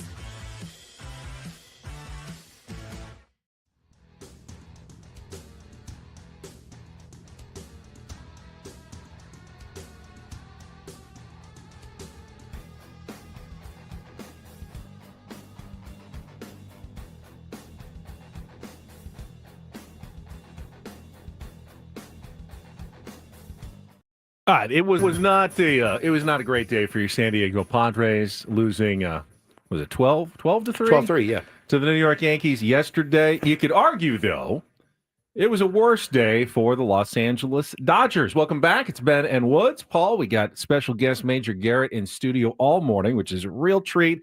Adam Jones coming up an hour from now for a Big League Wednesday going to join us. The Dodgers not only lost to a much inferior opponent as they fell in 10 innings to the Miami Marlins on a Jesus Sanchez game-winning single in the bottom of the 10th, they also lost one of their key players for an indefinite amount of time when they placed Teoscar Hernandez on the injured list with what is being reported as a grade 1 groin strain. Those groins can be tricky. Hamstrings can be tricky. We saw Jackson just miss 24 games because of it, and Jason Hayward was out with a hamstring as well, not quite as long. Lockridge, hamstring, that's right. But groins can be even worse sometimes. So they're not even putting a timetable yet on his return. And I think, for my money, Teoscar Hernandez is the secret sauce for the LA Dodgers this last couple of years. I mean, he's that thunder that you have to keep in the back of your mind as you're working through the top of that terrifying. The MVPs. Yeah. The 3 MVPs at the top. Right. And then you're trying to find that breath after you've gone through this. Oh, God, there's Teoscar. And he's cleaned up, man. Yes. He has cleaned up for the Los Angeles Dodgers. Was leading the team in RBI. Massively important part of that lineup. It's a huge, huge loss for them. They did bring up James Outman, who had some success when he started. I'll tell you, though, the most miraculous thing for them is Andy Pages turning into an absolute superstar. I said it the 2 weeks into the season. He's the worst big leaguer I've ever seen. He was dropping balls. He looked lost at the plate. Something clicked with that kid, probably when I said it. And I will never say that again. Trust me, I learned my lesson. He looks like one of the best players in baseball. And in fact, I think he is one of the best players in baseball. He's robbing home runs. Mm-hmm. He is hitting home runs. He has really been good lately. Fantastic. Would you like to say anything about James Outman? Because they just called him up. I just said that, yeah. Yeah, so don't say anything. Oh, no. Yeah. No, say nothing. James Outman, super stud. Absolute stud. Can't miss. Cannot miss. James Outman cannot miss. Yes. Right now. Future Hall of Famer. James Outman. Yes. So, no question. The Giants did win. They had a weird win. They went to extra innings against the Cubs, and then the Cubs had a chance to win it in the bottom of the 10th. Second and third, one out, and they weren't able to bring the run home. It's very un-Cubs-like this season. Yeah, but what is Cubs-like is bullpen meltdowns, and they had a giant one in the 11th inning when the Giants scored 9 runs in the top of the 11th inning, going on to a 14-5 extra inning victory. Ryan Presley, not a good night. 8 earned runs for Ryan Presley. 8 batters, no outs. No right? outs, yeah. That's about as bad I as am it not gets. surprised by the Giants. I was very fearful of them going into the season. I really thought they were going to put it together, and they have. So good club. So I saw an amazing Giants stat yesterday. They are now 21-5 when facing right-handed pitching. Wow. Whoa. This year, and I believe that includes an 0-2 against the Padres. Yep. Last week, so they're 21-3 when facing non-Padres right-handed pitching so far this season. That's pretty incredible. Yeah, that's a good thing to have in your back pocket if you are a Bob Melvin, knowing, all right, we dominate righties, and we're going to face a majority of righties over the course of the season. Well, congrats to a member of the Ben and Woods coaching tree, Brett Boone. His, he just got named the miracle worker, hitting coach of the Texas Rangers, and boy, did they respond! The 6 runs on 16 hits last night under the first game under Booney. I don't know what he said to those guys, but whatever it was, it certainly opened the floodgates, and they were able to win as well. And you laugh about it. I doubt there's anything that Brett could have done that impacted the Texas Rangers in one day. Yeah. Doubtful. Very highly doubtful. But you got to feel good about it when you're flew cross country to meet the team in Boston. I mean, I'm sure you're a lot of introductions going on because he's not tied with that organization in any way other than the fact that he played for knew Boch, and got that call from Michael Young last week. But now he's there and off to a good start. Diamondbacks beat the Mets 5-1. It looked like you were telling me you were watching some of that game, and Zach Gallen was scuffling. He was. I mean, they had him on the ropes, and Starling Marte takes a 94-mile-an-hour heater down the middle, full count, bases loaded. Just watch it. I don't know what you're looking for there, full count, but he guessed wrong. And next thing you know, I said, Gallen is scuffling. He cannot find the plate right now. He's walking guys. And he locked in and allowed 1 over 7 to shut down the Mets. And my beloved Paul Skeens, he has found his kryptonite. He's found his kryptonite in the St. Louis Cardinals. And he is now 0-4 against the Cardinals to start his career. Now, he gave up 2 runs on 3 hits in 6 innings. Send him down. At what point does Paul Skeens? He is such a competitor. Yeah. And I mean, all these guys are competitors. How long is this going to last for him until he's like, you got to get me out of here? I mean, nothing really he can do. Lasts until he's a free agent. I mean, you'd like to think that, the offense shouldn't impact his like Cy Young chances, but you feel like the Pirates offense is going to keep him from maybe winning a Cy Young because his record's going to be 9-14 with a 2.3 ERA at the end of the year. Which they've given Cy Youngs to guys like that before. Right. Felix Rodriguez won one with a pretty mediocre record in Seattle. I don't remember. Paul, Felix you remember Hernandez? Felix Hernandez, I'm sorry. God, what was his record? I think it was like 500 or something. Like maybe a game below even. Yeah, 12 and 13 or but something he had like like that. a 1-something ERA. Like he was disgusting and they had to give it to him. But So just one quick word for the listeners. 2 things. One, I've been a Padre fan since 1969. I've been on the East Coast since 1990. And in various ways, staying up late with this team on the East Coast all that time. That whole time. There was never a year you said, I can't do this. No, never. Wow. And let me tell you, right now, to stay up late, 12:30, 1 in the morning, to watch this team is great. I stayed up late 5 or 6, 7, 8 years ago when they were terrible. We're in a really great spot. Yeah. Folks, we are in a great spot with this team, this club, the excitement, everything around it. 2, like you guys are describing, we all run around MLB and watch other games. Oh, yeah. And we hear other broadcasters. I'm telling you, folks, Donnie and Mud, elite. They're just elite. They know the game. They love the game. They're funny. They have a great rapport.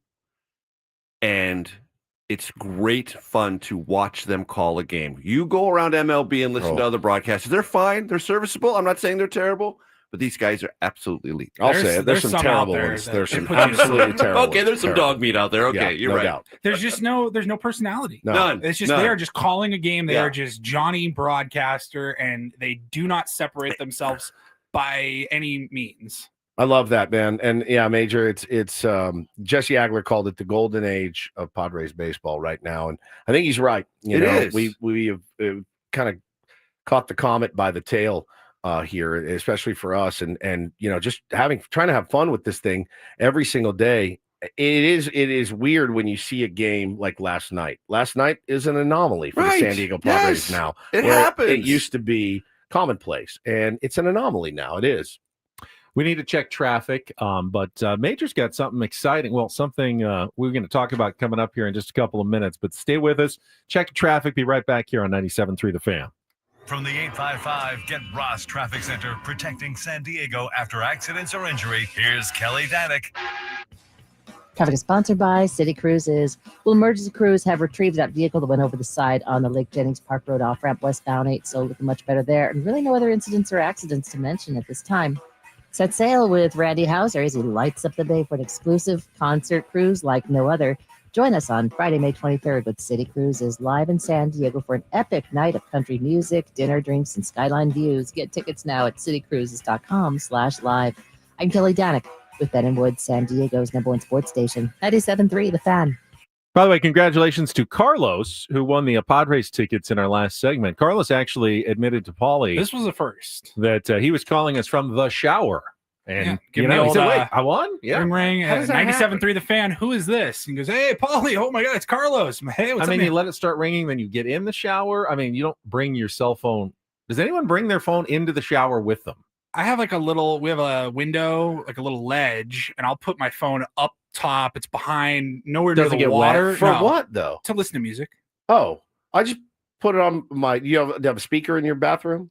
Shower speaker? Like, I need no, a new, like a JBL. Yeah, a little- JBL. I need a new Okay. speaker. Because I just put the JBL on, crank the tunes when I shower, when I wash the kids. Yeah, and we everything. have one. It's not very good. Not great. I got to get a good one. Is there any particular kind of music? when you're showering there?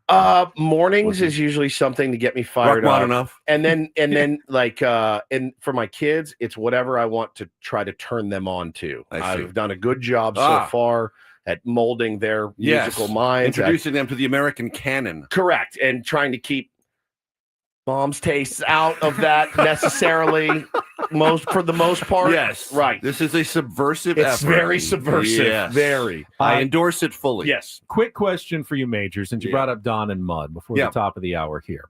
How much time, I know you work out of Washington, but how much time do you have to spend in New York as well? A little bit. A little bit. I think the Mets have one of the best broadcasts as well. And yesterday, Keith Hernandez was quoted as crediting the owner of the Mets, Fred Wilpon, for telling their broadcasters to be honest. That was Steve Cohen. Oh, now it's Steve Cohen. Steve Cohen now. It was Fred Wilpon. It was Fred Wilpon, but that's what he started that. And he said, I want you to be honest about the team. Like, lay into us. And I want to credit also, like Ron Fowler and Peter Seidler always said that to us as well. Like, hey, rip us. If you think we're playing badly, go ahead and lay into us, because that's what this is about. And I love that, hearing that a broadcaster feels like, yeah, I can be honest about our own team. Right. You have to be honest. Yeah. If you aren't, you obscure what's going on, and you prevent anyone from being reconciled to a hard truth. There are hard truths in competitive sports. And if you're not getting it done, you're not getting it done. And the people who are most interested in that have to scream that from the It's a hard line, though, because I found myself getting in arguments last night after winning 6 games in a row, having the number 1 bullpen in baseball, still having to defend the San Diego Padres after a 12-3 loss. To whom? That's on me. That's on me. I need to not. To whom engage. were you defending him?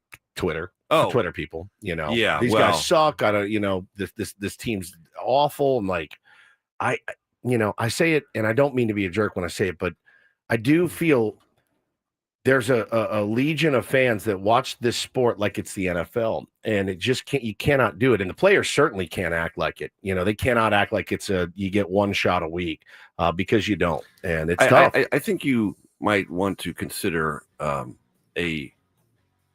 put the phone down. Yeah, time. That's my biggest problem. On my the clock. biggest addiction. Put the phone down. Time on the clock. I was catching up on the clubhouse last night, and Red Sox fans, the players and the coaches, they know how hard it is sometimes to deal with their own fan base. We'll talk more about it, and we're going to spend some more time with Major coming up in a few months, whether you want to or not. Next on The Fan.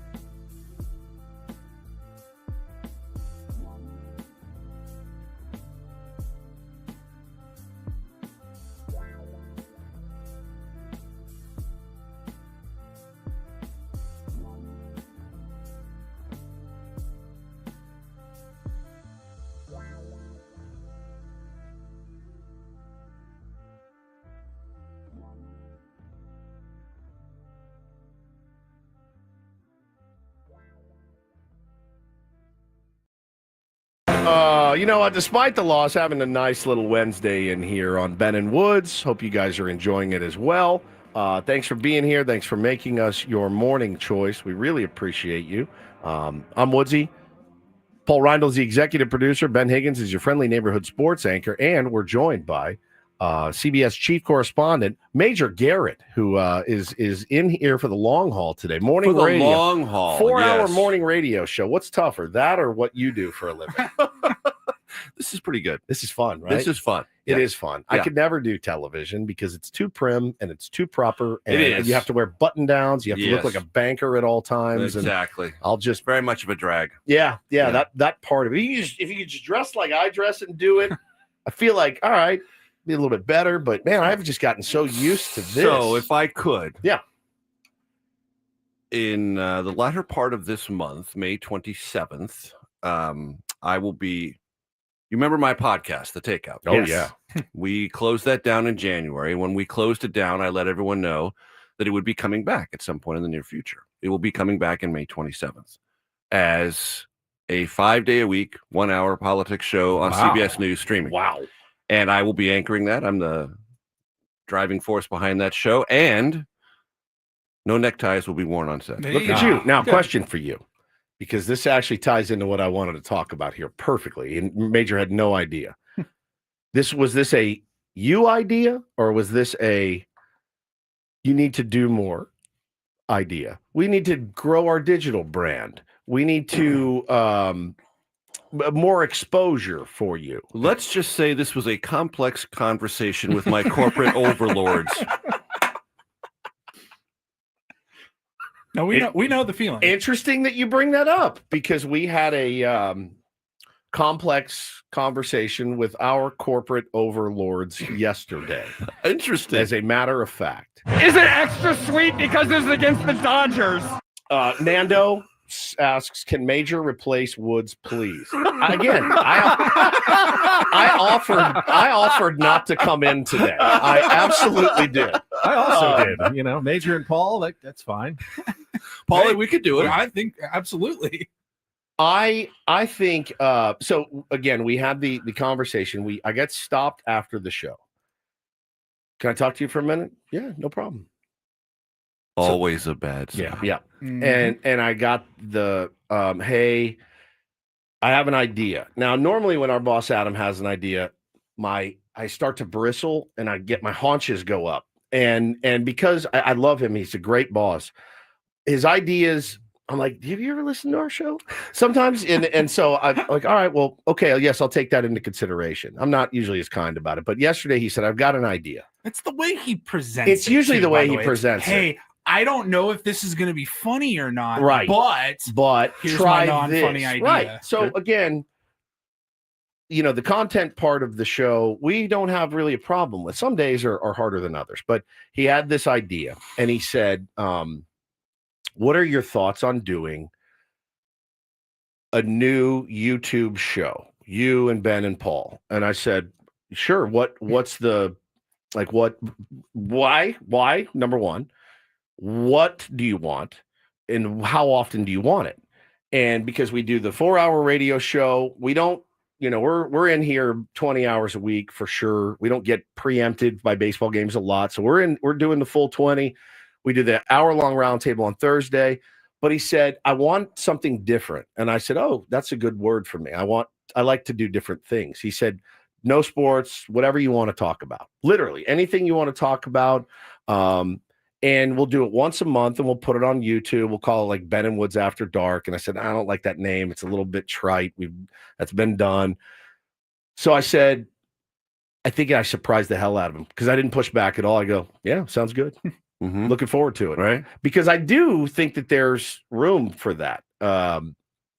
You know, and I do think it helps. The audience will like it. And hopefully. Ben and Woods Before Dark. Yeah, maybe Before Dark. Well, they get that every morning.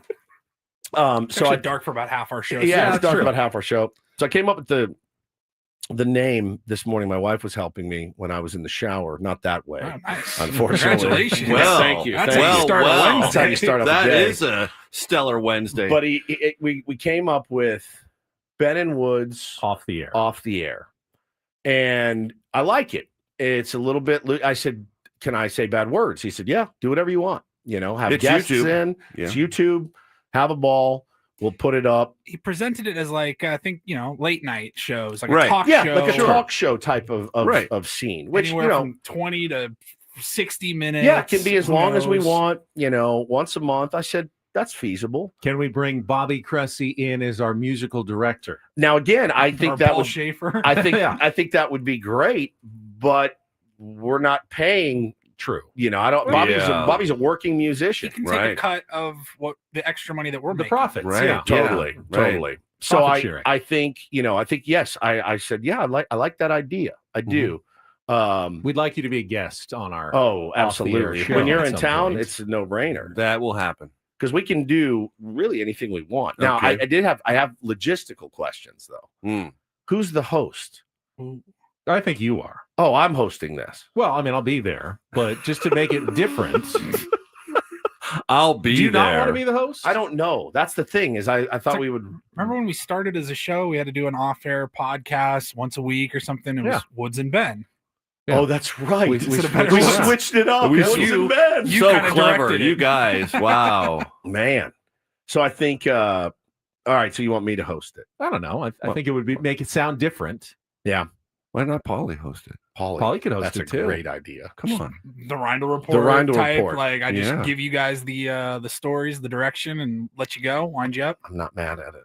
I'm not mad at it even a little bit. Come on. So that's going to be Call it like second take or something, where instead of first take. Yeah. There's a host, Second take. It's and pretty two good.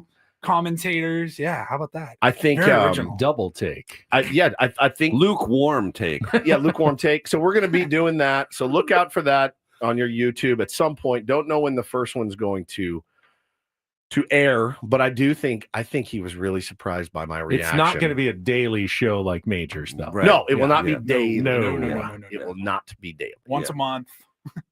But those corporate overlord conversations, you do realize the longer you're in the business, you're like, you can't fight everything. So Nope. some things you just have to say, Nope. yeah, sounds good. And I think I shocked the hell out of him when I go, yeah, great. I just get to the point where I'm like, I'm a defeated man. Like, whatever you want, Yeah, dude. whatever, you got me. I got nothing left. You got me. I've been fighting for years. I got nothing I left. mean, And look, for me, this is a complete win because I created the takeout. It was my show. CBS sort of paid attention to it, mostly didn't. That's not a secret. Everyone knows that. And then they were thinking of this. We have the show now. It's called America Decides. Still called America Decides. Kind of awkward because let's be honest, America decided. Right. We know what happened Right. in 2024. And they were scrambling around for different names and different concepts. And I just held firm and said, no, we're going to ultimately, you're going to go through a lot of exhaustive procedures. And ultimately, we're going to land on this place where I've always been. Yeah. We're going to reimagine. We're going to evolve my show, The Takeout, and we're going to take the sensibility of it, the informality of it, and we're going to put it on the air 5 nights a week, built around politics. And that's what we're going to do. good for you, man. That's that. We probably will not be going down the politics road on Ben and Woods. And who knows where the I would thing- advise against it. Yeah. We're gonna figure out where exactly it's gonna go. But yeah, I think it'd be fun. Again, I like the ability to stretch our legs, and I like that they're like, hey, do what you guys want to do and be yourselves. And so that be looking out for that to the tier ones out there. Hope you watch and enjoy. And that will be. You are happening soon. engaging conversationalists, so it'll work. Yeah, I think it'll be good. I mean, Paulie is for sure. Yeah, Paulie is The for you sure. two, I don't know. Yeah. Some work might be required. Meanwhile, we may have extra time for engaging conversation with Major coming up in January. Yes. Because we found out. Yes. This is very exciting. It is that for me. for the first time, Mhm. Major Garrett is going to be participating in Padres Fantasy Camp. I cannot wait. 2026. indeed. Yes, you pulled the indeed. trigger, huh? You've Yeah. been telling us for years you Yeah. wanted to make this Yeah. happen. Well, I was going to do it last year, but the camp dates, you know what? They were right in inauguration week. Yeah. And It's tough with say, hey guys, I'm taking off to go play baseball. Yeah. See you And later. your chief Washington correspondent is going to leave Washington for inauguration week to go play fantasy camp baseball. Yep. Not really permissible. That's one the corporate overlords won decisively. So, Yes, yeah. yes, So 100%. this January, I will be there with my exceptional producer, Arden Fari, who played Division III baseball, started at third base for Wash U for 4 years. Nice, man. Nice. He's a true athlete. So he's got to be stoked for this. He is. He's great. And Arden and I have, when we covered the presidency and we traveled around the world, we always brought our gloves and played catch in Panama, played catch in China, played catch in India. Oh, cool. Yeah. That's so great. You're going to love it. He's as good a guy as could possibly be. The best producer I've ever had. If I've ever accomplished anything the last decade, it's because of Arden, and he'll be with me. That's so rad. Now, will there be any content created while you're there? No. So he's not bringing the camera. This will be an off-the-grid experience. So can I make a suggestion? You guys can do whatever you want with us, but we are generating nothing. Well, we will be off the grid. Well, we will certainly, speak with you and have you on the air. But my idea, and I haven't even brought this up with Paul and Woods, we've talked to so many of the camp counselors, the coaches, Andy Ashby and Heath Bell, and we've talked to them many times. I would love to hear Major Garrett interview those guys and record it. So he's coming there to play baseball. Now we're putting him to work. I feel like but could you clean our Airbnb while you're there too? Maybe cook us dinner every night? Now, Major, some laundry piling up. Feel free to say no, but I think some of the most fun moments are sitting down and talking to those guys. It's the best. And you might actually enjoy taking 10 15 minutes and chatting with some of the Padres legends. Absolutely. If you don't mind, this is corporate overlord corporate speak overlord. right now. If you don't mind us, Major, we don't have any money for it. It'd be great for your brand. We'll probably be doing it anyway. I'm just saying, if you don't mind us recording it and then playing it back on the air when you do have these inevitable conversations, I think it would be fascinating. I will take that under advisement. Thank you. That's a no. Can you spend the money to come out to fantasy camp and then also work is what we want you to do. It's essentially what Ben is asking you. I think it's a good idea. Are you a good cook? Because we could use somebody that could cook for us.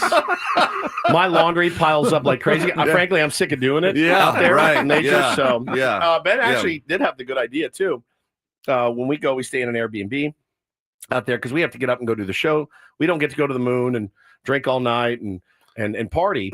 If you and your producer wanted to stay with us at the Airbnb, that could be fun too because we consider that done. We do some late night. The Real World Peoria. Yeah, Real World Peoria. Exactly. Garrett, Paul Reindl, Stephen Woods, Ben Higgins, and Arden Fari. Yes. Major's producer. We'll vote someone out every night, and they have to go stay at the Hampton Inn after they get voted out.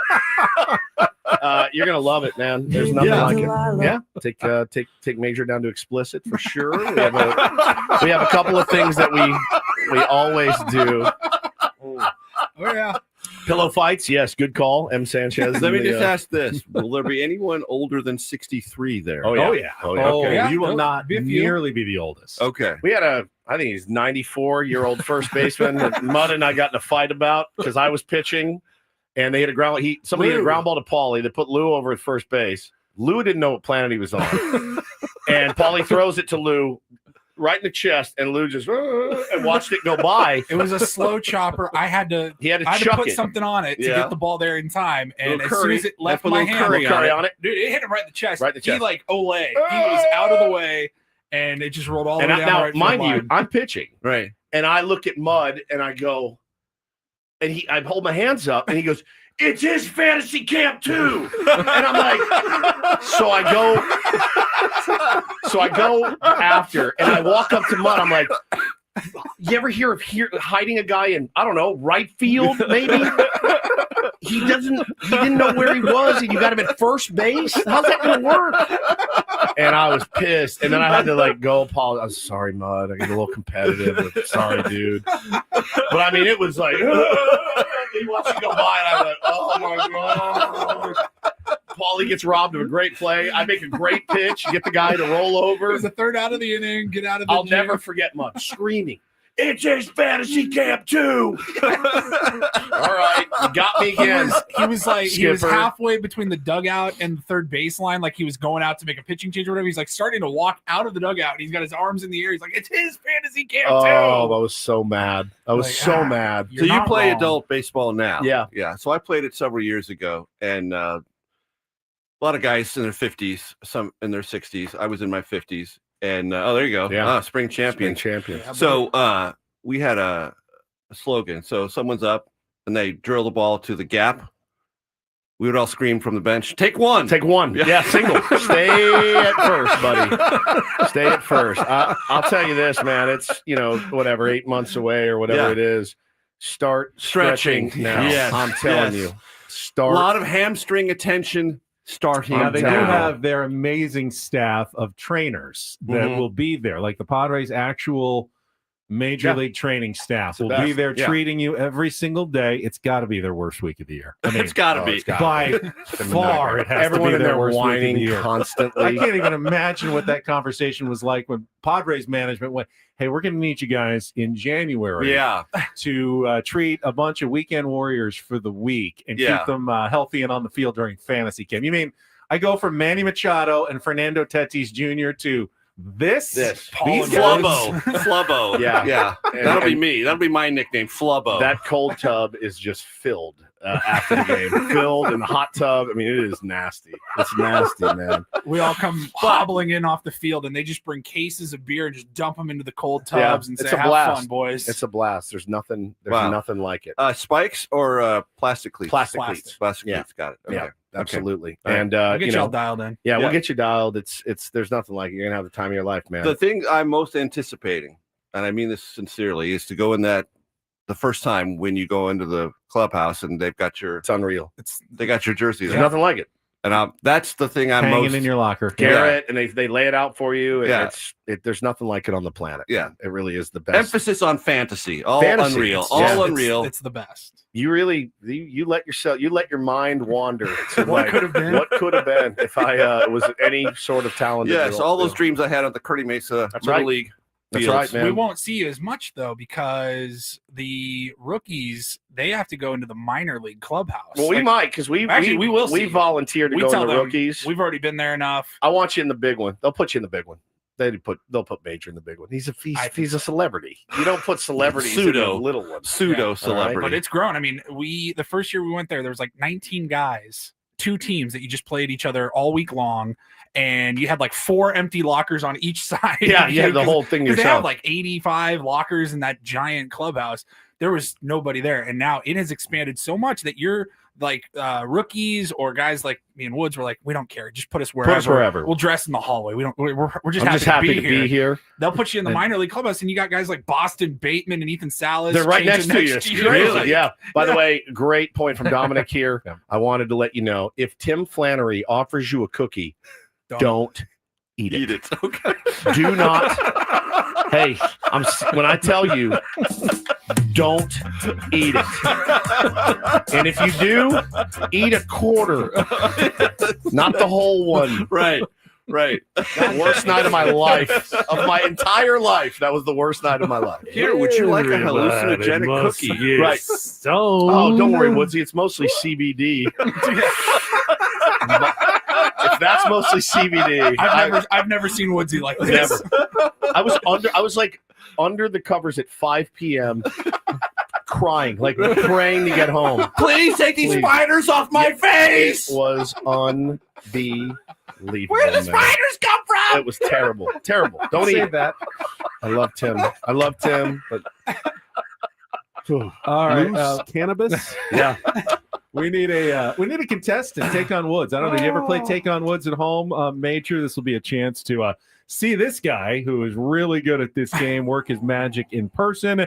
Chance for a tier 1 to qualify for a trip to Las Vegas as well. Our musical trivia challenge coming up next. 833-288-0973 if you want to get online right now. We'll play our game coming up next with Ben and Woods after traffic here on 97.3 The Fan. Gambling problem? Call 1-800-GAMBLER. GEGE 000-466. For a full list of games and rules, play at 7 Mile Casino. Visit 7milecasino.com. Another chance for me and Woods, though, to tell you about our favorite card room in San Diego. It's not just that it's so close and you don't have to drive an hour and back into the East County and walk through slot machines and smoke and parking and all the hassles. It is upscale. It's really cool. So I don't know if Major's ever driven by it. It's right on the 5 freeway. It's there. I had driven by it 1,000,000 times at 7 Mile Casino and go, what's going on in there? And then I finally walked in. I go, all right, this place is actually really, really nice. I was impressed. Yeah, very impressive place. Great food. Always fun to go sit down and play some California style blackjack. They got Pai Gow, they got Texas Hold'em, they got Baccarat as well. But the smoke-free environment, the proximity to downtown, just 7 minutes away, is really what drives it home for me. Still don't quite get Baccarat. I don't either. It's the one game that I have not fully understood, but I still love going. The patio is great, whether it's for lunch or go on the weekends for the award-winning brunch at Sammy's. It's voted best in the South County. Saturdays and Sundays, 9 a.m. to 3 p.m. You can check it out. And again, short trip down the 5 freeway. You get off west side of the 5 on Bay Boulevard. In Chula Vista, it's 7 Mile Casino, just 7 minutes from downtown.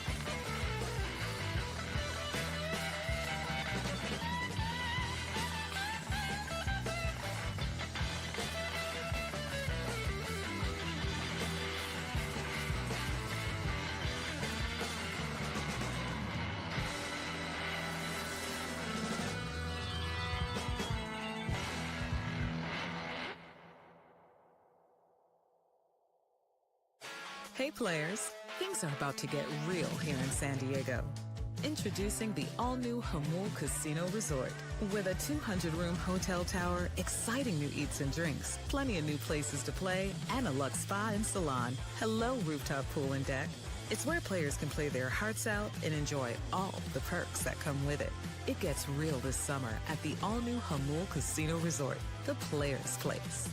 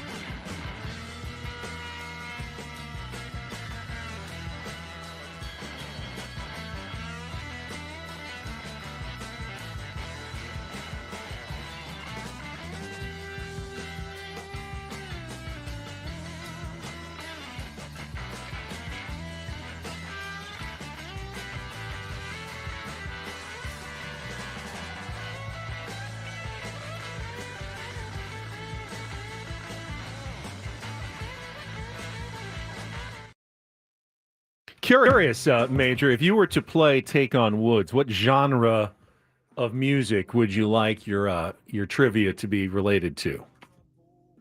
God, I don't know. I think he is so formidable. I don't think I would venture to guess any genre. I think I would just humbly bow to his magnificence. I'm feeling the pressure now. I better perform. And we have, I'm looking at the list, and we have right now on hold. The Andy Pajas. The Andy Pajas. We have like 3 Hall of Famers of Take on Woods on hold right now. I don't know how many even pick, but I'll randomly select someone. But I got the categories ready. Right. Woods, take off. It is time for today's game of Take on Woods.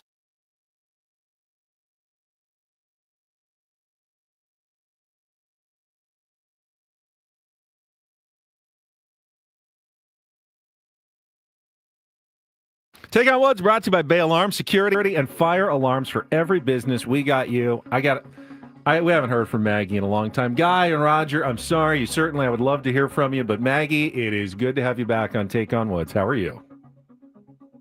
Aw, that's very sweet. I'm good. How are you? Good. Hi, Maggie. All right. You know how it works. 5 questions of musical trivia. You go first. Woods goes second. If you beat or tie him, you will qualify for our monthly grand prize drawing. It is a trip to see Bruno Mars in Las Vegas, 2 tickets to the show at Dolby Live at Park MGM on September 3rd, a 2-night stay at the Park MGM, and a $100 gift card. Tickets on sale now at Ticketmaster.com. And here are your category choices, Maggie. We still have duets, old and new-ish. That's an all 2-second song category. All aboard, and that one will become very obvious if you pick it. And our new category today is Pop Fly, and it is also an all 2-second song category involving the word fly. So, duets, old and new-ish, all aboard, or Pop Fly, Maggie? All right, well, I'm going to actually take one for the team here and get the duets one off the board. I think I'm going to probably be terrible, but I'm going to. It's been sitting there for a while. And clear that out. It's been sitting there for a while. So this is an all 2-second song category. Paulie's put together our 5 songs. To score the point, you need to identify the song title and the artist based on the short snippet that Paulie is going to play for you. I know you know how it works, so let's get to it. Paulie, you got everything called up? All right, let's put 60 seconds on the clock. And again, these are all duets from different eras because they are old and newish. Your time begins when Paulie plays our first song. Good luck, Maggie. Let's take on Woods.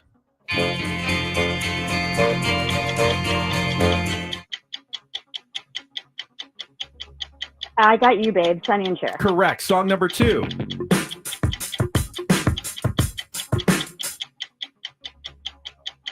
Pass. I'll come back to that one. Song number 3.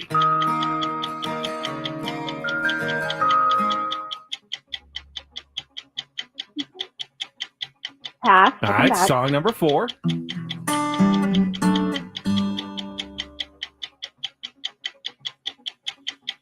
Oh my God. Tough one. Okay, play it again. Can you play that one again? Yeah, go ahead. ahead. Pass and come back. God, pass. Song number 5. Told ya. Okay, that is that's definitely John Travolta and Olivia Newton-John. You're the one that I want. Correct. Okay. Let's go back to song number 2. Quickly. All right, you got 2. Pass. I got don't You, know. Babe by Sorry. Sonny and Cher. You're the one that I want from Grease, John Travolta and Olivia Newton-John. Now, Paulie picked tough spots in some of those songs. The second song was Empire State of Mind, Jay-Z and Alicia Keys. Mm-hmm. Song number 3 was Leather and Lace, Stevie Nicks and Don Henley. And song number 4 was Shallow from the movie, Lady Gaga and Bradley Cooper. I don't know. We'll see how Woods does. Let's hang on the line, Maggie. This was a tough category, no doubt about it. All right, Maggie's score is locked in. It's all 2-second songs today, Woods. Oh boy, all He right. walks in like a champion. Yeah, fair. You know, It's not easy. You got to act as if, man. Not Confident. easy. Put your thinking cap on for this one. All right. 60 seconds on the clock. Woods, your time begins when Paul plays the music. Good luck. Let's take on Maggie. I got You, Babe, Sonny and Cher. Correct. Song number 2. Empire State of Mind, Jay-Z and Alicia Keys. Correct. Song number 3. Leather and Lace, Don Henley and Stevie Nicks. Correct. Song number 4. That is Shallow by Bradley Cooper and Lady Gaga. Correct. Song number 5. That is John Travolta, Olivia Newton-John. You're the one that I want. Oh, Bam. Champion! Wow, Champion! and that was not Champion! easy. Duets, old and newish. 5 for 5. Wow. Sorry, Maggie. Felt good. That Gotta say. was- in front of Major Garrett too. That was that felt really good. impressive. Thank The you. Luis Arise. Thank you. Thank you. Paulie didn't even 5 pick for the easy 5. parts on some of those songs. He had some of the tougher. Empire State of Mind. I was thinking just New York. He went with the hard part, and you got it anyway. Thank you very much. Wow. Feels real good. All right, Maggie. Props to Maggie No- for her bravery. Yeah, though. don't feel bad about that. That was an epic performance by Woods. I I was love, thinking 3 would be fantastic. Man, I on love that one. Shallow so much. You do like that Such one. a good one, man. Yeah. The Star is Born. Great movie. Great film. All right. Unexpectedly good movie. Unexpectedly. Yeah, I loved it. Always It worked. remember us this way. Oh, it's It incredible. worked. It's a big league Wednesday, so we're going to take time out. When we Nice. come back, Been a Adam while. Jones. I have no idea where in the world Adam Jones is, but he will join us coming up next here on Ben Woods, San Diego's #1 sports station, 97.3 The Fan. Does feel good to have a victory like that, my friends. Listen, small victories in life are very important. But if you're worried right now about what's going on with yourself, financially, your family, you're worried about your finances in these crazy times, you are definitely not alone. A lot of people have racked up sizable amounts of credit card debt, monthly payment, not really making a dent anymore. If you do own a home, time to call Loan Pronto today. There's an easy way to get tens or even hundreds of thousands in cash out of your home's equity. They've got a lot of different options at Loan Pronto to help you tap into the equity in your home, get the cash you need to get back on solid ground. Most homeowners that do this end up wiping out their credit card debt, cutting their monthly expenses by about $1,000. And listen, you know what? Nothing to be ashamed about. You didn't mean to end up here. You don't have to keep stressing about money. Call Loan Pronto for fast debt relief now, 619-207-4336 or loanpronto.com, 619-207-4336 or loanpronto.com. Equal housing lender, NMLS 1661781, subject to lender approval, NMLSconsumeraccess.org.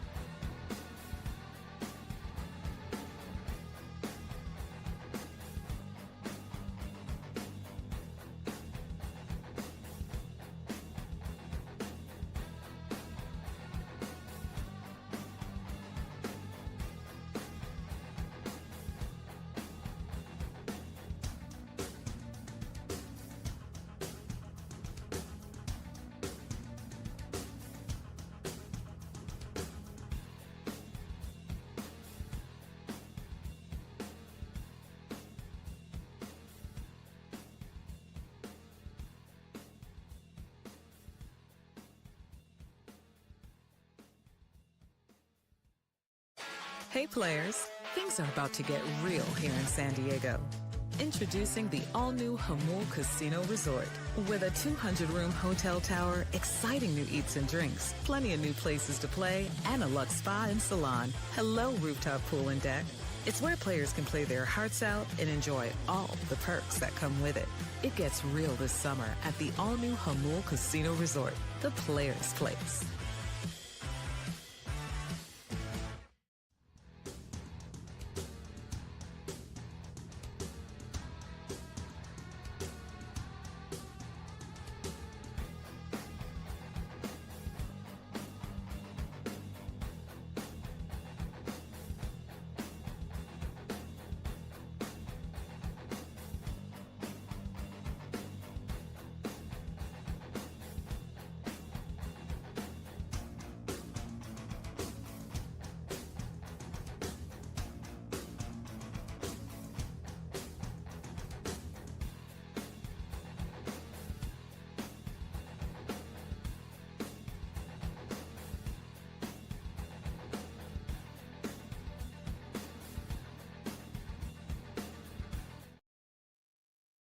This hour on 97.3 The Fan is brought to you by Robert Half. At Robert Half, they found that 67% of companies want to increase contract talent. That's why the recruiter's expertise and award-winning AI work quickly to find the skilled candidates you want. At Robert Half, they know talent.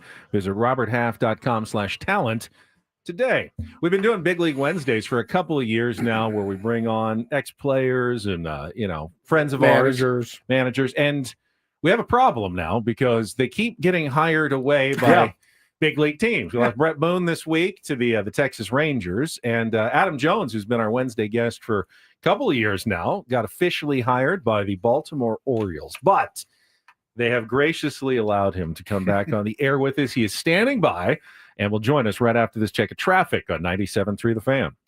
From the 855 Get Ross Traffic Center, protecting San Diego after accidents or injury, here's Kelly Danick. Traffic is sponsored by City Cruises. Just one problem here. Northbound 5 before the Coronado Bridge. Collision involving a couple cars. It's blocking one or two right lanes. Set sail with Randy Hauser as he lights up the bay for an exclusive concert cruise like no other. Join us on Friday, May 23rd with City Cruises live in San Diego for an epic night of country music, dinner, drinks, and skyline views. Get tickets now at citycruises.com/live. I'm Kelly Danick with Ben & Wood, San Diego's #1 sports station, 97.3 The Fan. So if I remember correctly, Adam Jones moved to Barcelona for a few months while his house was being built up in Rancho Santa Fe. That was like 2 or 3 years ago, if I'm not mistaken. Still in Barcelona right now. AJ, how's it going? It is good to talk to you again. Don't remind him, dude. I got the green light to go for the Bills. Thank you, yes. San Diego County City Commissions and all these art juries, you beautiful, amazing people who just put people through the ringer and jack them for thousands of dollars. I mean, come on, like seriously, it takes 3 years to get building permits, and I kept the shell that they wanted. The inside of my house is what I want. I can do what I want, but the outside, I'm like, I'll keep the wrench. I don't care, but just approve it. It's very simple, and let me have a paddle court. And they said hell no to the paddle, so we've been in an argument ever since. So it's been beauty. I miss you guys, man. Man, we miss you too, dude. And like, I got the green light, baby. Well, I thought, I mean, when this all happened, I was like, bro, we're gonna be playing golf with this dude a couple times a week. He's gonna be throwing my kids BP, like teaching my kids how to hit and stuff. And you're over there in Spain still, but you got to tell us, man. You know, we caught up with you a while back. It's been so long since we talked to you. We miss you. The new gig with the Baltimore Orioles, how is that, number one? And obviously I want to talk about what's going on with the O's right now, but how's the gig and what are your responsibilities day to day? Well, really, it's like year one. It's novice. It's just learning the day to day of obviously their emails, the reports of what's going on with guys. You know, I've asked them for the reports on the minor league guys, video. If there's anybody that wants me to look at any sort of video extra or anything like that. I also started to ask them to, like, let me get some of the outfield video. Let me see some of the outfielders if I can help out in any way, if I'm seeing something different. So really it's just, you know, getting my feet wet. You know, I didn't think I was going to get it right into it and be like, hey, here's my opinion. Yeah, that don't work in the game. I knew that going into it. I was advised well by a lot of guys. So it's just really about being novice and understanding how Mike likes to run his shop and how the guys, how they beat to their own drum and, really fit into their equation. I'm not the high on the totem pole on this side of the equation. So just try to fit in where I can. So, I mean, there's still 128 games left. It's the definition of early, but of course, Baltimore got off to a bad start this year, 13-21. This is a team that won 101 games a couple of years ago, and everyone thought they would only be getting better with that young core developing and maturing. What is going on right now with the O's? What's the diagnosis, AJ? Well, truth is, yes, bad starts are not good. The bright side is there are 128 games left, like you said. But you have to, you're right. You have to get it kicked into gear. You can't head into, I always believe, check on me June 1st. I always believe, I got 55 games under my belt, 60 games. I think there's a good temperament of how things could go. You remember a couple years ago when the Nationals were 19-31. Again, I was with the Diamondbacks that year, and we gave them that 31st loss, and I was in the clubhouse like, how in the hell is this team 19-31? And then obviously they went on and won the World Series. So I hope things like that happen. But again, slow starts are not good. Injuries have happened. Injuries happen on the wrong side of them for them, on the rubber side of them. A lot of the arms right now are down, and that's unfortunate. You count on some young guys who just haven't been in these situations. It's the East. They don't let up. It's Major League Baseball. It's not even about the divisions anymore. These teams, these hitters, they come out pounding guys. They're ready to get after it. And it was just a slow start. But as me, me, I'm one of the most optimistic people ever. And, a couple good weeks and you're right back in the thick of it. If you can get to June 1st and be hovering around 500, it still leaves the season wide open. And, like everybody is going to have a slow pace at some point. It's just a matter of when someone has theirs, and you have to pounce on every other team when they're faltering. Talking to our pal Adam Jones on a Big League Wednesday here on Ben and Woods this morning. And one thing I'm not buying into at all, and I see a lot of reporters talking about this right now, is, oh man, has their window slammed shut? And I'm sitting here going, no, they still have a really good, young, affordable core. They need pitching. And if they get pitching, their window is as long as Gunnar Henderson and Jackson Holliday and Adley Rutschman are going to be there. It seems like they're going to all be there for a while. So, it's a hiccup, certainly, AJ. But, I know that some fans in Baltimore, I see a lot, I'm pretty online. They wanted the front office to spend more money. And, it's at this point, do you think it's something where, do you expect them, or is it play dependent to be active in trying to? Because the knock on the Orioles, too, is they have all these prospects and they're reluctant to move them. And in your opinion, is that the right way to go about it right now? Well, I mean, it's the double-edged sword, especially with the market. I mean, it's like, I've said this many times. If the Baltimore Orioles say, here's $150 million to a player, that means that player is an A-caliber player.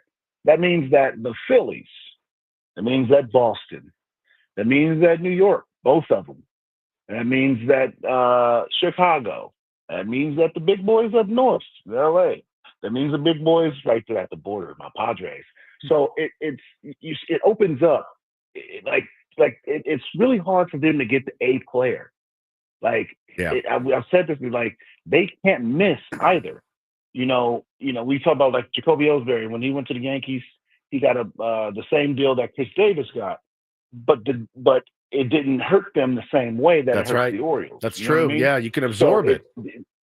The Yankees just were like, well, damn, you're not playing well. Well, you know what? Look, see you later. There's a nice country club in Florida. Hang out there for about 6 years. Yep. Do what you need to do. Like, they don't care. But with the Orioles, you can't miss. So trust me, I understand. Like, sign this guy. But if the Orioles were publicly saying, "Hey, we got a 6-year offer for $200 for Corbin Burns," the Yankees gonna pivot that from Max Fried. Yeah. They're gonna go. Oh, what? Oh, hell no. We've seen what he just did against us. The Mets are gonna say, "Oh no." The Boston is gonna say, instead of giving Crochet that, they give Burns that. Like it opens up. It's like when it's like a secret that lets out. Oh damn, that's a $200 million player. Well. Guess who? There's only certain markets that can get after that guy. But if he's a $50, $60, $70 million player, maybe the big market's like, we'll wait. If he falls, if he's there in February, we'll get him. you can't miss. And that's the thing that sucks when you're not in the big market. People talk about these floors and bottom. It's just when you're not in the biggest market, you cannot miss. And unfortunately, the Orioles can't miss with it. They got great prospects. They got great talent at the major league level. But it has to come from within. I think that's one of Mike's biggest philosophies is building from the brand from within, and he's done well so far. So let's keep riding with it. I know we have a hiccup right now with some injuries, but hey, you roll the dice with a long season, and you just try to see if it figures itself out. So we're gonna be grinding. We're gonna be grinding like everybody. But the Pods got off to the opposite. They got off to a good start. Yeah. Talking to Adam Jones here on a Big League Wednesday. And Adam, you mentioned the AL East, which has always been the AL Beast because there's never really any bad teams in that division. But this year, the NL West seems to be the division with the Dodgers, 24 wins, Padres, 23, Giants, 23. And everyone thought, and, Diamondbacks, one of your teams going to be pretty good. They're 19 and 17. Only the Rockies are completely out of it. How do you see the NL West kind of playing out after, all these teams get off to pretty good starts? I mean, you said it right. I mean, the West is, man, that's not a division that you want to go to unless somebody overpaying you if you're a pitcher, because just who you got to face all the time. You're going to be facing great lineups, but at the same time, you get great weather. I mean, wow, you get just fantastic. I mean, look at the Padres' last road trip, but it's the road trip that they're currently on. They've been rain delayed. It's a good thing that it starts at 4 o'clock for you guys. So it's like, okay, cool. Yeah, okay, cool. Actually cool because you can actually get home from dropping the kids off in practices and things like that. But it's still like, that doesn't happen in San Diego. That doesn't happen in LA. It might happen in Colorado. It doesn't happen in San Fran or Arizona. So it's just these things. I mean, that division is tough. And then San Francisco going and loading up. And, with Buster at the you never, he's a champ. And he didn't get hired just to take a check. He don't need no money. He wants to win again. He wants to win as an exec. So he's trying to take on that Dombrowski, that other side of that Ryan Sabian type role, which is good. And I think that's good for the game. It's shifted. People talk so much about the AL East. It's still a great division. Obviously, the Yankees right now are really playing good. But the NL West right now, and I think really for the last 2.5 years, 3 years, has been a juggernaut. And I think they're still in a lot of the thunder. Adam, it's Major Garrett. How are you? We got our special guest, CBS chief correspondent, Major Garrett, lifelong Padres fan. Too, native San Diegan, just like native San Diegan like you. That's what I'm talking about. So I know David Rubenstein. He's a huge fan favorite, new owner of the Orioles. When he goes to the games, people flock around him. They are so glad to have a new owner. I get the feeling he is trying to get himself accustomed to the sticker shock of being a Major League Baseball owner. There is one. And I think that's part of where he's trying to get his sea legs with what the costs are, how much Boros affects the high market tiers of elite talent in Major League Baseball, and like trying to say, wait a minute, who sets the market? My smartest competitor or my dumbest, most reckless competitor? That's great. And I think that's going to take some time for him. And there's a tremendous amount of talent. I've got 2 really good friends who are huge Oriole fans. They're a little stressed right now, but like you, AJ, they think the season will balance out. But I do think for the new owner, getting accustomed to the market and the price tag and the sticker shock takes a bit of time. I mean, he didn't get wealthy by, just being impulsive. No. That's not how those guys get that wealthy, by just like, look, it's a shiny new shoe. I mean, some guys, again, when they buy teams, I mean, trust me, we all have that envision of, if I had $1 billion, I'd buy this. Why doesn't Bill Gates have 17 teams? It's different. It's weird. It's a different stress for these guys. These guys aren't big fans of the game like some owners are, like Mark Cuban. It's an owner that's like, hey, I like sports, and now I got the money to be in sports. Like, let me be on the sideline. You got Steve Ballmer. You got some owners that are a little different, and personality-wise. I've spoken with Mr. Rubenstein at the same time, and he's not that to where like that, hey, put your arm around him, let's have a beer together. He's not that type of guy, and he's a quiet guy. He's a very methodical, smart guy, and very methodical. And I think that he is analyzing this investment, and I think that he's going to strike. And now when he strikes, Hey, he's been known to strike. He's been struck oil in his damn life, so hopefully he can strike oil with the Orioles. I love it, man. I AJ, love it. it was Good to so talk good to to hear you, from buddy. you, man. Take care, and we will hopefully chat with you again later on in the season. Sounds good. You guys be well. Thanks, there he buddy. is, Adam Jones on a big league question. Good question there, Major. Great question. I'm always amazed that we can get that clear of a cell phone connection from Barcelona, Spain. Now. Yeah. I mean, it used to be an internationally. We were talking to Darren last week when he was on. You could barely hear anything. Now they could be down the street. You have no idea. Fantastic. No, it's a great question and a really, really valid point. You know, not everybody is Steve Cohen. No. That walks in and is like, here we go. And the point that he made about you can't miss. You know, you just can't miss. The absorbing Unless you're huge the Dodgers. contracts. Yeah, I mean, certain teams can. They're not one of them. We're not one of them. And we've missed on some, you know, and it's hurt. And the Orioles made a calculation that the arms that they had coming out of spring training would be sufficient, and they're not. They're not. They're not even close. The core talent, not pitching, very good. Very good. On the bump, It's very rough. Very rough. And I mean, it's hard in major leagues to come into the dugout, bottom of the third, down 6-0. Yeah, it's impossible. You can't do that. I mean, there's no way you can do that and be sustainable. So that's great. All right, final hour coming up. We will look ahead. Padres trying to win their first ever series at Yankee Stadium. They got a chance later today here on 97.3 The Fan. We'll talk about the matchup. Paulie will have some headlines on the Reindl Report as well. Final hour with Major Garrett in studio. It's been a fun morning here on San Diego's #1 sports station, 97.3 The Fan.